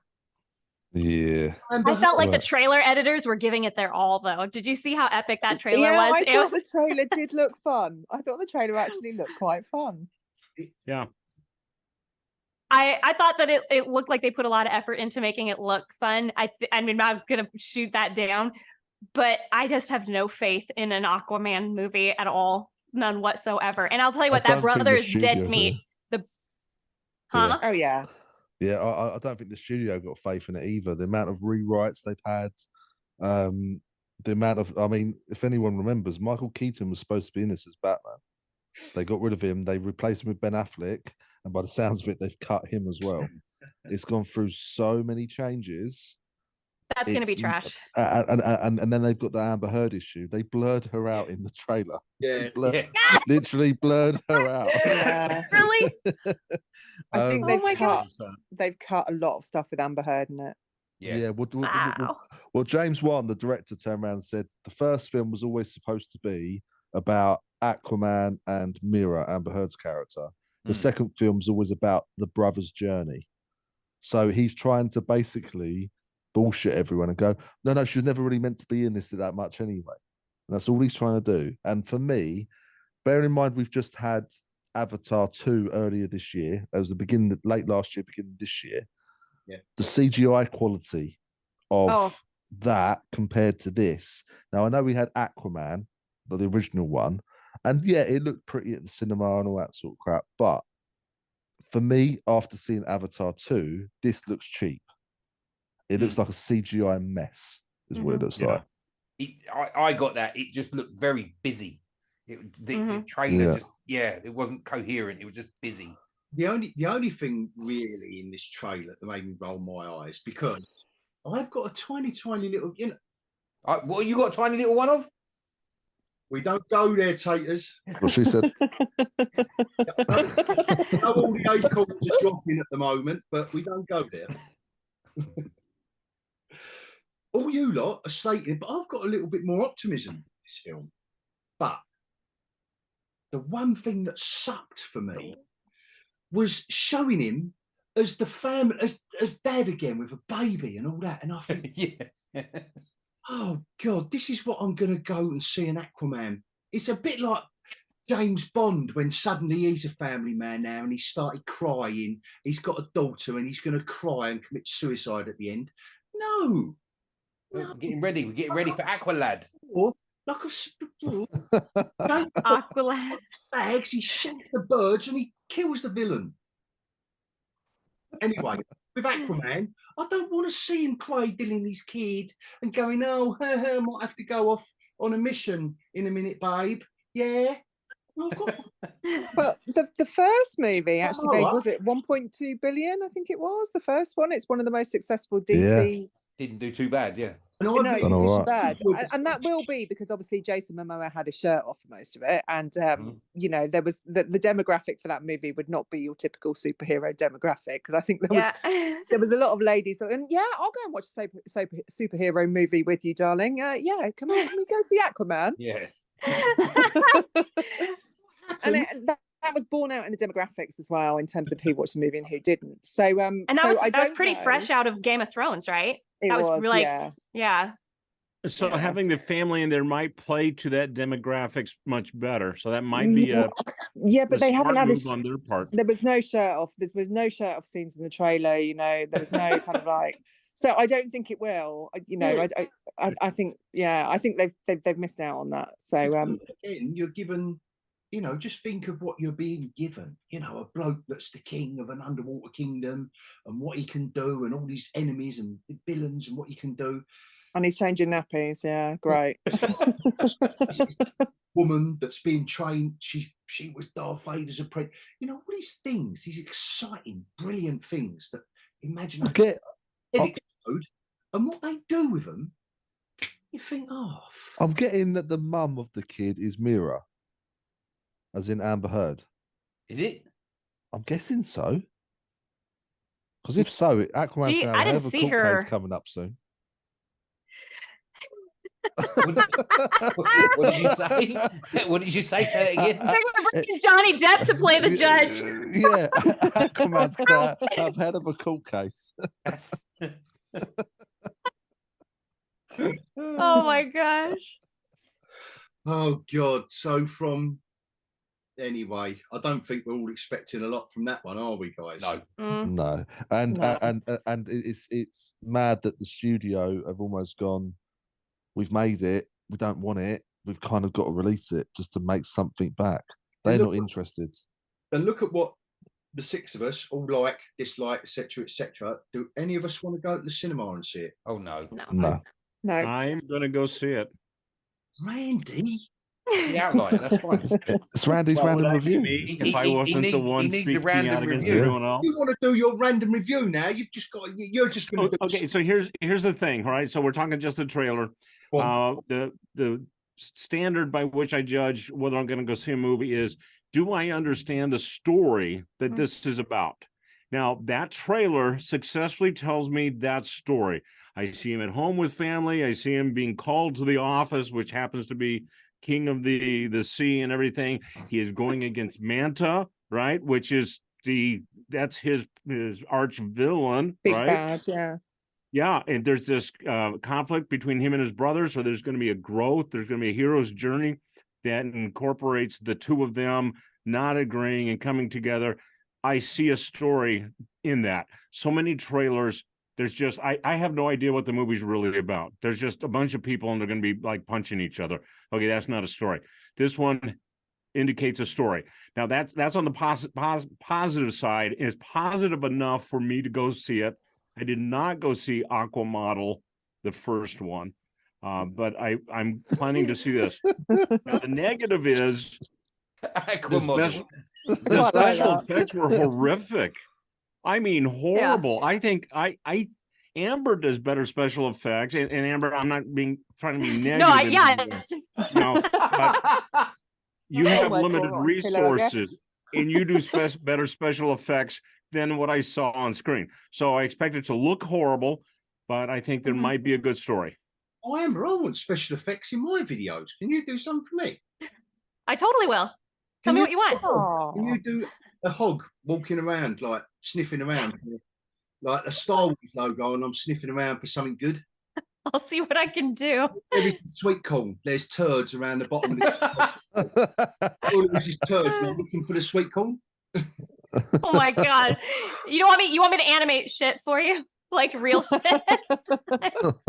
Quite literally. Not real, just drawings. Yeah. And have Kathleen Kennedy buried in one of the shits. Don't she pops out of it like surprise. Don't ask me to supply models. The Force is female. Oh my god. But you know what? We can forgive bad special effects, but when the special effects are your story, it's not forgivable. Yeah. Right. Yeah. Like a couple of moments in as much as I've been praising One Piece, there are a couple of moments when it's just obviously it's a CGI. It looks like a computer game. Like that giant fish in the second episode, the giant eel, which I loved the design of it, but there was like 2 shots that I was like, this is the first time I'm looking at this and saying that's not very good special effects. But I mean, gosh, for everything else, when they all the practice. When they arrive at the restaurant, that episode, it's looking a bit. But do you know what? It's gone. It's done. You're looking at it and you're thinking, oh, that's CGI. But I think it's just our modern brain and our eyes. We just know. Mm-hmm. It's gone, and you're into the next scene, and they're walking into the restaurant, and as much as your brain is saying, oh yeah, that was a bad bit of CGI or whatever, they're in the restaurant now, and the next scene's rolled along, and then there's the next scene hilarity. You know, Naomi's getting them in, and anyway. See, even if the establishing shots, that's what you're talking about, like the establishing shots, even if those were just terrible CGI, terrible matte paintings, whatever, I think we'd still forgive it because the writing is solid, the characters are engaging, it's everything. Yeah, definitely. Liz, did you get through it yet? Yeah. Well, I got to the end of episode 2. Oh my god! Really? I know. I haven't had time, man. I've been busy. Jesus. It's fun. It's fun. I'm on. Hang on, let me have a look. I'm on I've downloaded now 684 episodes. And you watched them all. I'm going right back to the beginning. You're watching the anime? I'm gonna start watching all of it. Yeah, as soon as I've got them all queued up. Yeah, that's cool. Yeah, I think you're up for a journey. That's made me want to go right back and watch all of it. So, no, it is pretty cool. They've done a stand-up. Yeah. And did any of you get to see the video that I sent with the main actor, the kid who plays Monkey D. Luffy? Yes, so good. Gosh, isn't that just endearing to think like this is a kid who was like, he's humble and wants to portray this character as it's meant to be, not I'm going to give it my interpretation. I mean, did you see any of the other videos that were attached to that video you sent? Like when he goes meet the creator and I saw that one, and he like freaking started crying, like thank you for giving me such a great opportunity. And like, I mean, you know what, there's something, there's a humility, a humbleness about the people who are creating the One Piece live action with their respect for the original source material. This is something that is bigger than what we could do, so we better do that right. I feel like they're all coming into it with the right mindset. Learned. Oh, hopefully it's the lessons learned moving forwards. Yeah, you know, we all hope this. Seeing the success of it, at least one or two other people out there will do the same thing with another IP, and they will follow the same sort of formula that One Piece have used of being true to the source material, being humble with the source material, etc., getting people on board that are passionate about it, and eventually you'd hope that would start them to grow, and that would become the new norm again, instead of these people that just ruin all the stuff that we love. Well, when Airbender comes out and it's on the same track, that will make people turn their head. If they pull off Airbender and One Piece, Netflix has successfully saved themselves. And I think that will be proof that they figured out the formula. And they put just as much, I think, if not more effort into Airbender than One Piece. So. And I think they need to, because to interpret manga, which is what I can't, and actually Tayters, you going back to watch the original manga, sorry, the original anime, it's like, what have they done here? This is what I can't get my head around. In my, you know, when you think like, what is it they've got so right here? Because it's so quirky and weird and wonderful. They've distilled something there. Okay, I actually saw an interview with the kid who kind of explained this. So it was the Monkey D. Luffy kid again. He said, I would get out there and be as gigantic and big as possible. And the directors would say, okay, tone it down a bit more. And you would do it again. Okay, tone it down a bit more. Like they must have done a million shoots, because then they would send everything to, what's his face, the Oda, the guy who wrote it. And he'd be like, close, but not quite, do it again. And they would take it back and shoot it again. Like they really wanted to make sure that they got the humor and the bigness, the cartoonish just right. Because it can't be too big. And you get, I don't know if any of you saw the live action Full Metal Alchemist. It was so stupid. It was ridiculous. Yeah, I did. It was awful. Yeah, it was trash. And it was because they tried to be as big as the cartoons. If this show, One Piece, tried to be as big as the One Piece cartoon, it would be trash as well. They have taken something big, and they've toned it down just right. Not too much, just right. So it still feels big, but believable somehow. Wasn't it you saying it was a really long production time? Yeah, 7 years. 7 years. The one main thing I just in my personal opinion with this show, and something like Wednesday, is that they aren't ashamed of the source material or what they are not ashamed of it. And with One Piece in particular, they aren't ashamed of this being the most insanely mad. They're making it work because they're establishing a new world, which is in a way it's easier than setting it in medieval Earth or whatever you wanted to do, blah blah. But they aren't ashamed of the source material. They own it. They kind of the madder it gets, like that Buggy episode with the clown and the pieces of him. I love that. Like you think to yourself, you're loving it. But they've set up this world in such a way that they're embracing the madness, and I think everyone can get on board with that. And it's like with something like Wednesday, they're not ashamed of that little bit of goth kind of weirdness going on, and the fact that they're all a bit weird at this school. It's literally the total opposite approach to Rings of Power, isn't it? Yeah, it's the total opposite approach to Rings of I'm Power. trying to blank that series out of my memory. I'm really. That's where I was going to go with it, where you've got the guys and girls with something like Rings of Power, or I can't really comment on Wheels of Time. I think Amber's more. Don't bother. Yeah, sorry, just don't. It's trash. Amber's got it covered. It's fine. Own it. They don't seem to. Robert Jordan would be spinning just about as fast as Tolkien would at this point. It's yeah, because I did the books. Obviously, it was finished off by Brandon Sanderson, the original books. But yeah, just don't do it. Just do not do it. I mean, this first season is not only untrue to the books, but it's also just bad television. It's like bad writing. It really is terrible. I mean, Amber, I loved your video, your hello video. Oh, the hello. Hello.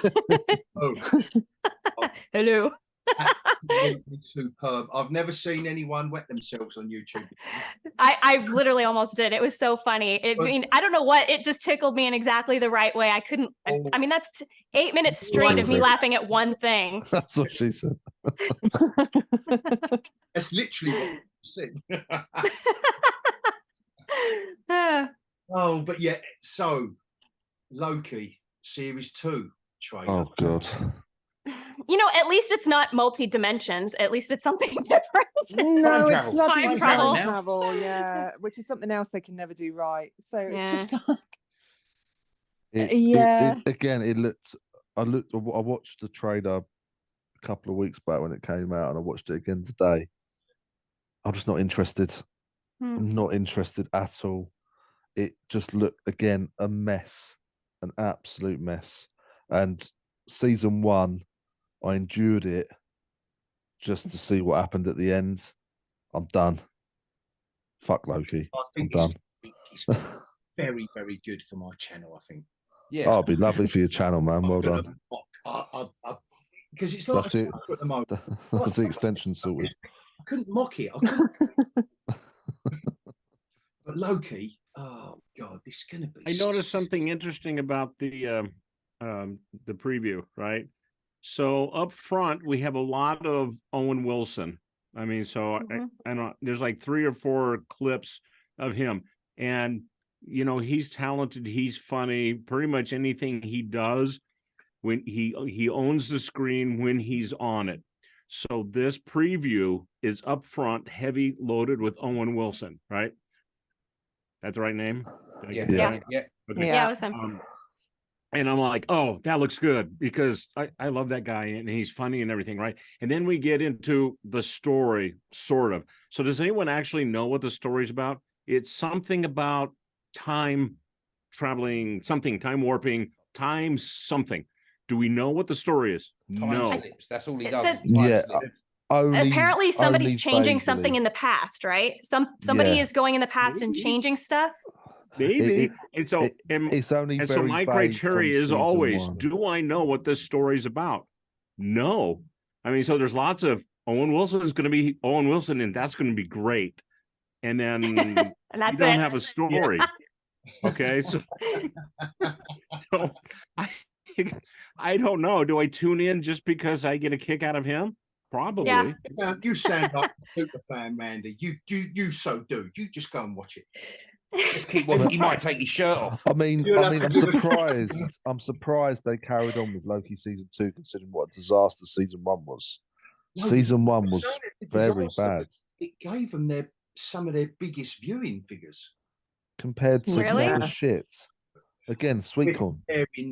Like, listen, we're back at the sweet corn again, aren't we? Yeah. Well, I think that's also just because the character Loki is just so loved, even by people who aren't fans of the Marvel Universe. They just love that actor and they want to see him doing more Loki. Agreed. Like, I mean, I think it's his star power, really, that's Yeah. actually bringing people Also, in. wasn't it? It was very, very early on before the shit started falling apart. Yeah. Or everyone noticed that the shit had started falling apart. It wasn't a good show. It wasn't a good season.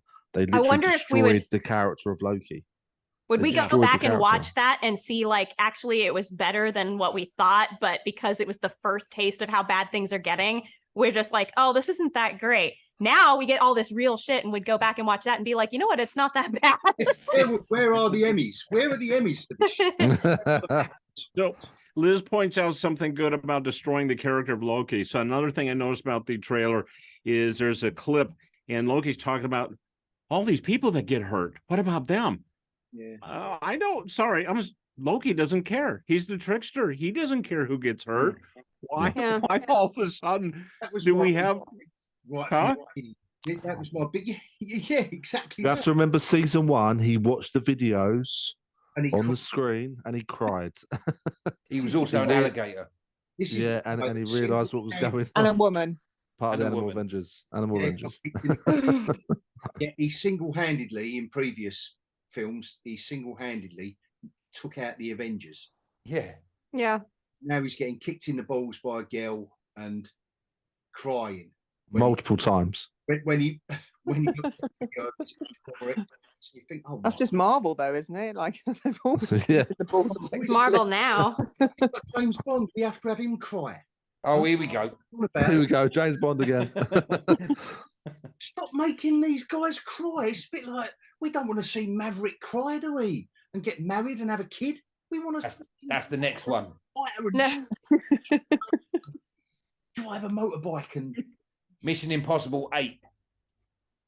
Oh my The gosh. family, right? Mission Impossible 8. How to get through an average day with a family. yeah, That's it. that'd be a great one. Yeah. Ethan retirement. He's sitting in a little rocking chair with his pipe. It's like that middle-aged Ninja Turtles. Oh my gosh, that was great. Oh. That was great. Oh. Anyway, SNL, yeah. That was so funny. but there was one good trailer. The Fall of the House of Usher. That does look good. Yeah. That does look good. Obviously based on the Edgar Allan Poe. Mm-hmm. And loads, well, short story wasn't it originally, but loads to work with as well from that, which I think they did sort of show them doing it quite well in that. I was kind of like, I'm a bit, because it's the same guy, isn't it the same guy that created The Haunting of Hill House? And like season 1 I absolutely adored, and season 2 I thought was just a bit, well, it wasn't very scary for a start. Season 2 was just like a love story, wasn't it, rather than a kind of scary ghost story. Story. It was Haunting of Hill House, and it was something else, wasn't it? Haunted Bly Manor. Yeah. Blythe Manor, and then there was also the one on the island with the vampires, Midnight Mass. I know a lot of people didn't actually like alright. Midnight Mass. I loved it. I thought it was great. Yeah, I enjoyed Midnight Mass. Midnight Mass was another level. It had its moments of again, self-indulgence. Yeah. If somebody could rein him in a smidge, I think it'd be solid. He'd be putting out solid material every time. Yeah. So, Yeah, I have to Fall say of the I'm really House of interested. Usher. Yeah, Fall of the House of Usher is something that I've been on about since the moment it was announced. I've been on about it all year. I remember you telling us about it a long time ago. Yeah. And I've been very, very excited about it. Then I found out Mark Hamill as well was going to be involved. So straight away, I was like, oh my God, this is going to be wicked. And I cannot wait for it. But I must say, I was underwhelmed by the trailer. Really? It wasn't what I was expecting. He seems So- to do like an isolated sort of environment. Like there's the manor, there's the island. You get these ideas of like a small family Yeah. sort of unit. This seemed much bigger in scope, so it might be something Yeah. totally different. I mean, my first note on it is, I get that it's there's a conscious choice for modern day, or set it in the times of Edgar Allan Poe when it was written, when it was the times it was supposed to be, and I think there's an argument for both. But my personal preference would have been set it in those Gothic times, lean into that to make it feel a bit more authentic. We know it's the Fall of the House of Usher as the title, but we also know that it's based on the works of Edgar Allan Poe, like the Nevermore that we were speaking about earlier, Hog. Yeah. That's from the Raven, isn't it? Yeah. Yes. So you've got different aspects in there from different works of Edgar Allan Poe, So you know it's going to be a new story. And I like the fact it was almost like a crime family aspect that they've added in that's totally fresh and totally new. Mm-hmm. But I still would have liked to have seen that in the Gothic times back then, in those sort of times, just to add that authenticity to it and to add a bit more another level of creepiness to it, lean into the Gothic side of it as well. And I mean, we've spoken about Hill House, we've mentioned Blind Manor, and we've mentioned Midnight Mass. But Flanagan's most recent was Midnight Club, which was basically an adaptation of a teen novel, like a teen sort of like drama thing. It was like a teen adaptation. And I couldn't get through it. It was the worst thing he's ever done. Bearing in mind, I hold Flanagan up on a pedestal. It's the worst thing he's ever done. And what I saw with this trailer was when I watched this trailer, I instantly went back and watched Midnight Mass trailer. And with this trailer, the first thing that you get is comedy. Then you get comedy littered throughout, and you get comedy at the end of the trailer as well, like funny lines. Now, don't get me wrong, when you've got a very bleak story and a Gothic story, you need to add some balance into it. But the fact that in the trailer that we've seen, there is a hell of a lot of comedy aspects within it, I feel like he's leaning more into the teen drama and the style of the Midnight Club instead of the classic stuff that we've got from Midnight Mass, Haunting of Hill House. I feel like you put those three on a pedestal, you put Midnight Club on the other side, this is something that's going to go bang in the middle. To be fair, I'm still excited. It was only I'm one still trailer What's that, sorry? I thought there was only one character in the trailer that they had the humour come. Was it the black? There was the there was a couple of bits throughout that I noticed. Right. But I just feel like this is going to be in the middle. I feel like the timing, maybe in terms of where they've said it in time, is a bit of a mistake. I'm still excited and I still trust Flanagan, but I was underwhelmed by the trailer. And it's and I don't know whether it's because I've got Flanagan on this pedestal in my head and I'm overly excited and it was never going to meet my expectation, or it's generally just not going to be as good as or especially Midnight Mass or Hill House. It's not going to be on the same level as that. Just as soon as it was announced, you cannot adapt. You cannot adapt that short story. No. Cohesive. You cannot. If you reread it, The Full House of Usher, it's like, how can you make a series? So you can't adapt any of his stories because it's in the language. It's Gothic horror. The language is where the beauty of the storytelling comes from. It's literally not like take the same scenario, put a different writer on it, and it wouldn't be successful. But because of Edgar Allan Poe's language, the things he chooses to describe, the way he describes them, that's what makes them successful. Edgar Allan Poe is a mood. He is not a storyteller. And in order to capture that a sex idol too. Apparently. Oh, yeah. Well, I don't know if you know that he would do readings and women would take off their tops and throw them to him, right? And we're talking like what, 1900, right? Oh, wow. That was pretty advanced, I think. But if you're truly adapting the works, of Edgar Allan Poe, surely you'd set it in those sort of times. I could see him saying he's going to take some of the themes that we see, like imagine Telltale Heart. We're going to have somebody who's got a body under the floor and they're going to become so anxious about the police finding it that they're going to give away that the heart is underneath the floor, and like they think they can hear it beating there. It's really their own heart. I can see him taking some of these things and incorporating them into his own story, but there's no way I think you could adapt the Edgar Allan Poe stories in a way that you have to have some liberty to gush up the stories a bit, make them more compelling because it's 100%. The mood that he sets. Yeah, 100%. Price. What was the director? Vincent Price, and it wasn't Roger Corman, was it? Who done all those like the Murders in the Rue Morgue and back in the day? Who done nothing? I don't know the director. I mean, I know those movies. Yeah, I know Vincent Price. Ones. And they done all the Edgar Allan Poe shit, but it might be. I just feel like if you're going to capture the mood, you got to lean into the Gothic side. Yeah, if you go, it would have been nice because I think he could have shot it really beautifully. Yeah. And that's a disappointment. It's a disappointment that we're not getting a period piece, but I still think he'll do things really well. I don't, like you said, I haven't seen though that teen drama, and that was an adaptation. But because there's so little to actually adapt as far as story goes with House of Usher and all the other I don't think that I think it's going to be a totally on its own story with a lot of inspiration taken from Edgar Allan Poe. Yeah. And that gives me a little bit more faith in what he's going to do with it. But how closely I do trust him. Yeah, what this one Midnight Club, I never heard of it. How close did he adapt that to the original source material? I can't really answer it because literally I got through 20 minutes of the first episode. I watched it all. Did you watch it all? Oh my god! I did watch it all. Yeah, I did watch it all. It wasn't great. It wasn't written for. It was written for teens. It was definitely written for teens. It covers some quite like dark kind of themes within it, but it's definitely, you know, obviously life, death, and all this kind of jazz. Because it's the Midnight Club is basically they tell stories. They meet as a club, and it's a hospice for teenagers with terminal cancer. And there's kind of a backstory about cults and things used to be in this house and all the rest of it. So there's some quite dark themes in it. But yeah, it wasn't written for me. It was written for kids, you know, and that's quite obvious in terms of the way that it's then adapted.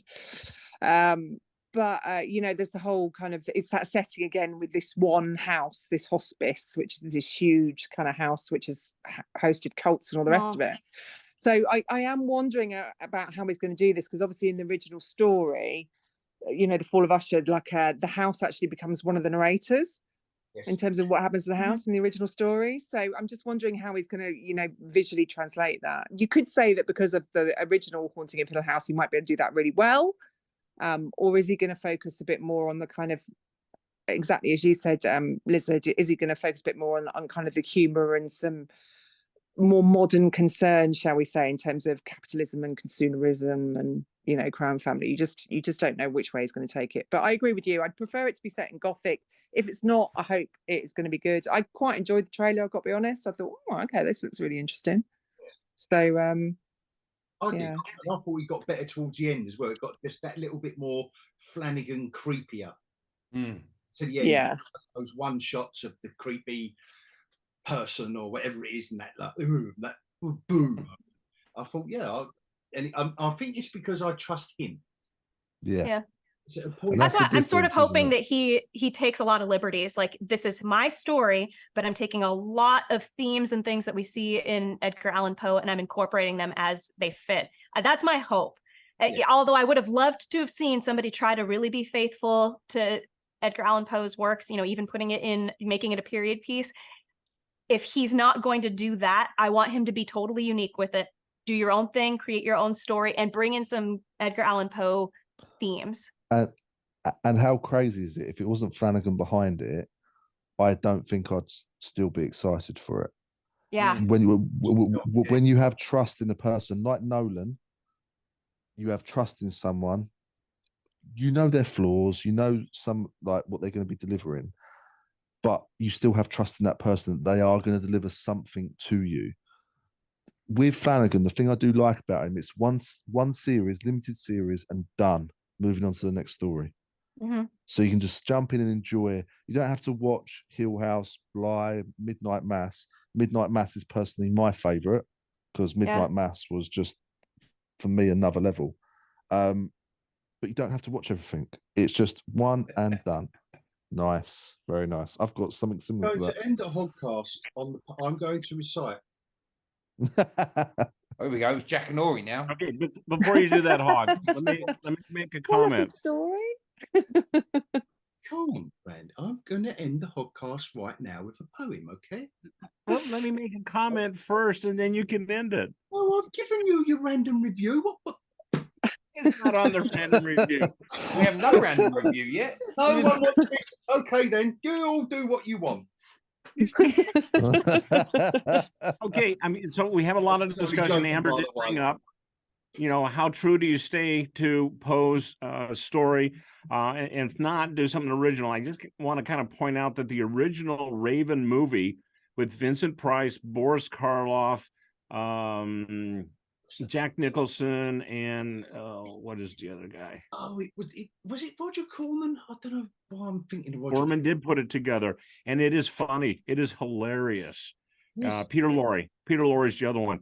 It is a hilarious movie. All those are great actors, and it is far from what Poe intended. It is not spooky. It's funny. So. Yeah. None of them would. I think it was the Rue Morgue that if you watch it, it's just so dull. Like, but at the time it was released, but like Vincent Price hamming it up, you just can't. It's irresistible in a way. But I think The Simpsons did The Raven as well as part of one of their Halloween specials, and I thought that was a really good one. Actually, I thought that was really good in The Simpsons. Yes, I think there's only one thing left, Randy. It's your random review. Oh, I thought you were going to read from Poe. I thought that's how we're going to wrap it up. There's no way I'm going to do that. That would be like watching another episode of Ahsoka. So I'm not going to. Would it be that good? So I wanted to see you enunciate. That good. No, I went and saw Teenage Mutant Ninja Turtles. Now, to be fair to me, I didn't want to go see it. Right? It was a friend's birthday, and I'm like, I'll take you out to the movie. You pick the movie, and he picked that movie, and. You thought, oh yeah, shit. It was not. Are you still friends?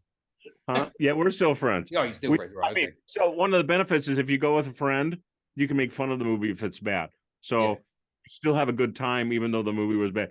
So the animation, I mean, it kind of reminded me of the Spider-Verse, but the difference was in Spider-Verse, I was so mesmerized by the art, the different art styles. It was like almost going through an art museum. It was like, we got this, we got watercolors, we got all sorts of stuff, and it was beautiful.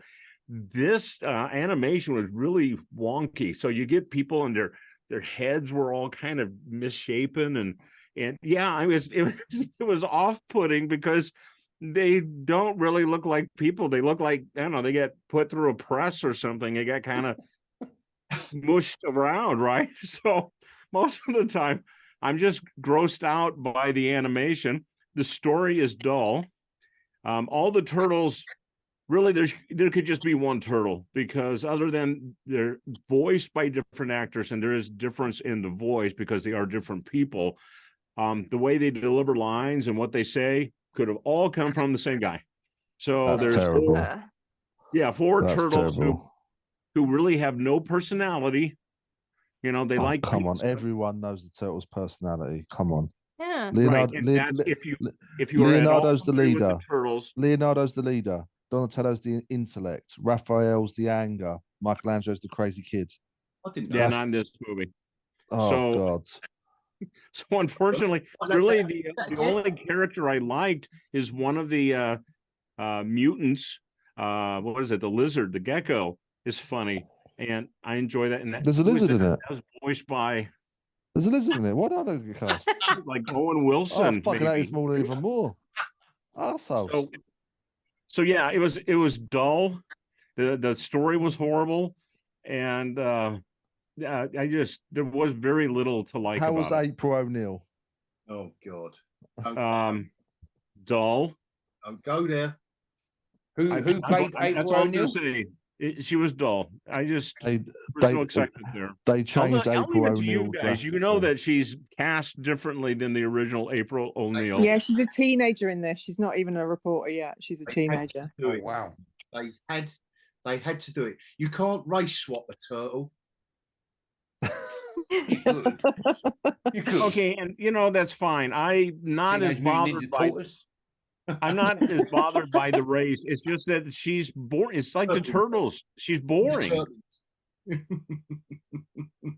Grew up on Ninja Turtles, and as soon as I saw the trailer, I was not interested. I didn't want it to ruin any sort of memory. In my mind, I'm just wiping it from existence. I don't. Do not see it. It will. Yeah, don't bother. Don't bother. I refuse to see it. I grew up on the original '90s movie. Yeah. And everything that went around that. I know it was bad at the time, but it's one of those little like sort of things you don't want to admit, but you like it, and it's always been a nice little soft spot. Yeah, a nice little guilty pleasure of mine. Ninja Turtles have always been fucking awesome. That's why I got into martial arts when I was a kid. I wanted to be a Ninja fucking Turtle, and that's what it is. I played the role-playing game before they made movies out of it. So yeah, I'm familiar with it. So Sarah, what did you think? Did I miss anything? I think they leaned way too heavily into the comedy. It was all comedy, and there was, it got lost. It was all tell, no show. So the only thing they really did with the personalities of the turtles is basically, Raphael, that kind of, they told you that he had an attitude problem. There was none of that kind of like demonstrated on screen. I hated the art style. I absolutely hated it. And apparently they did that for a reason as well, because I did actually see like some sort of documentary thing for it. And they did it for a reason, because they wanted it to look like teenage. So everything was teenage. So, it was very teenage, but it was just horrible. It was just horrible. It just wasn't very good. So it was, they went probably for comedy. They missed for quite a lot of the movie. They changed, they changed loads of the backstories as well in terms of the origins and stuff like that. So that never goes over well. No, it just, yeah.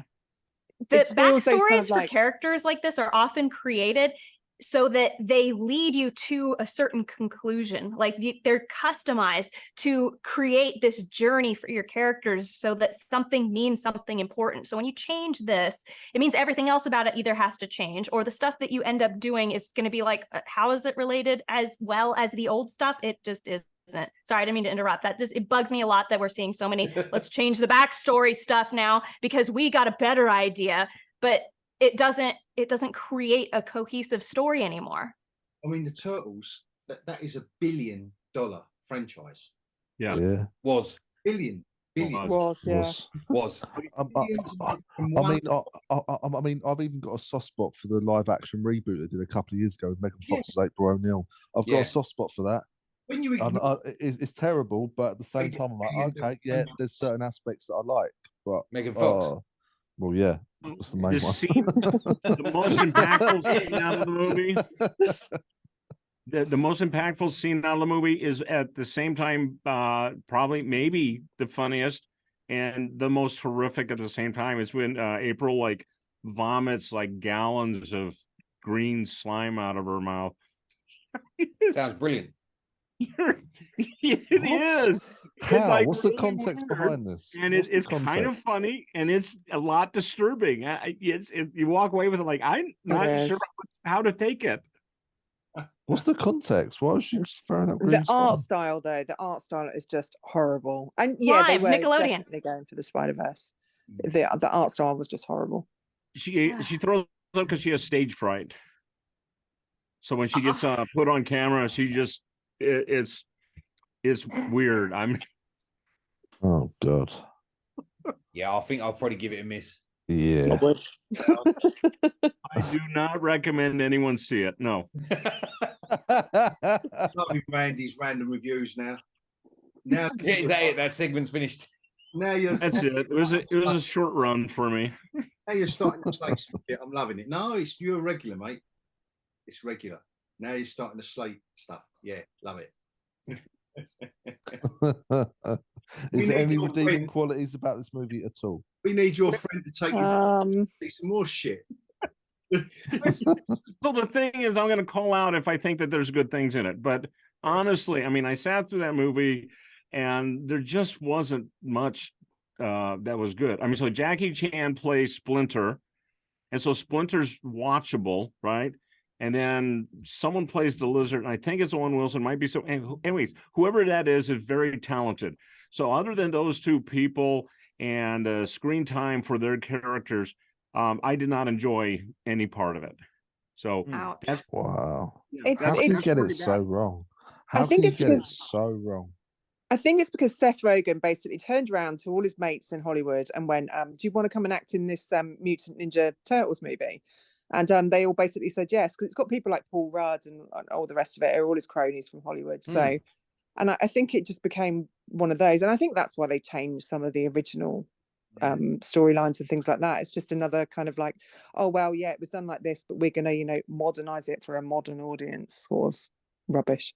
A bit like Posey Bollocks when he done He-Man animated. Yeah. Yeah. Oh, Kevin Smith. Yeah, Kevin Smith. Yeah. Oh, let's do it like this now. Yeah. Oh, I was about to say Kevin Spacey, but no, it's Kevin Smith. Definitely not Kevin Spacey. that might have been a bit more interesting, Doug. Yeah. This is the new He-Man. Camper than before. In the Barbie universe. Ooh, hello, Ken. I'm He-Man, don't you know? I don't know where that come from. I do apologise. That's what he said.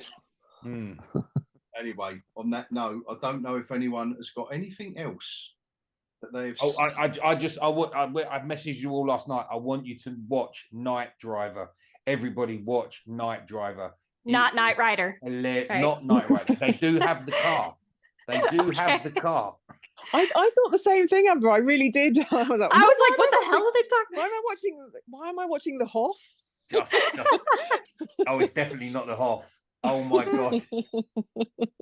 I think there's 6 casts that play about 20 different people. It's so bad. it makes Sharknado look like Shakespeare. Oh my gosh. It is. Is it on the level of bad though. It's Armageddon? good. You have to watch it. No, wait. Is it from 2005? It's like an older movie. 2005 or 2010. I keep getting different things. Yeah. It's a short movie. It's 85 minutes, so an hour 25. Oh, you won't need 85 minutes, I promise. 10 minutes in. Is it made bad intentionally, do you think? I hope so. Because Armageddon, like nuns with machine guns. Yeah, big nuns with big guns and Armageddon, they're made bad on purpose. Well, in the opening credits, it credits someone with the special effects. It says special effects, so and so. The next credit is shot and cut by, and it was just like, well, did they actually shoot and cut the special effects artist? Because they should have done. It was, yeah, it's very funny. Honestly, it's definitely worth a watch. You will giggle. Okay. You will giggle. I'm going to give that. You'll need 10 minutes. That's all you need. 10 minutes. Watch 10 minutes of it. You'll understand. Good from there. Yeah. Well, that will kick off the next hogCAST then, won't it? Night Driver. We'll have to do a special. Okay. What's it on? What's it on? Prime. Prime. Perfect. Okay. Good. Yeah. I have that. Is there anything due out? There's nothing, is there? There's No, nothing. June was delayed. We've got The Creator coming out next month. Yep, Creator. Oh, I'm going to That go does look interesting, actually. That does look interesting. It does. It does. To be fair, I'm a bit annoyed about the title, but Yes, it's okay. the title's very close to us, but Avatar: The Last Airbender just announced they're coming out in February. Oh wow! So yay! Live action in February. Nice. Still got a while to wait. I'm going to see Equalizer next week. So Loki season 2's out next month. Yeah. Loki season 2 next month as well. Yay! Yay! Next podcast, we're slating Ahsoka again. So until then, we'll see. Unless it really does up the ante. Yeah. I wasn't even freeze framing then. I just didn't know what else to do. So I think that's a good place to end it, don't you, gang? Yeah, thanks everyone for having me, by the way. Thanks for making me feel so welcome. And thank you very much. You're going to be a regular, right? I hope so, yeah. The rest of us are very irregular. More you'll have me. Well, if she comes to her senses, she probably won't. But it's all down to me, and I will be watching this back this week. You now, I think now. No, I can't. Oh, you know I love you all. Freeze frame. Freeze frame. Adios. Like that. You're not freeze frame. Geek Lectica spoiled it. I'm holding. That's what she said. It's got nothing to do with your problems.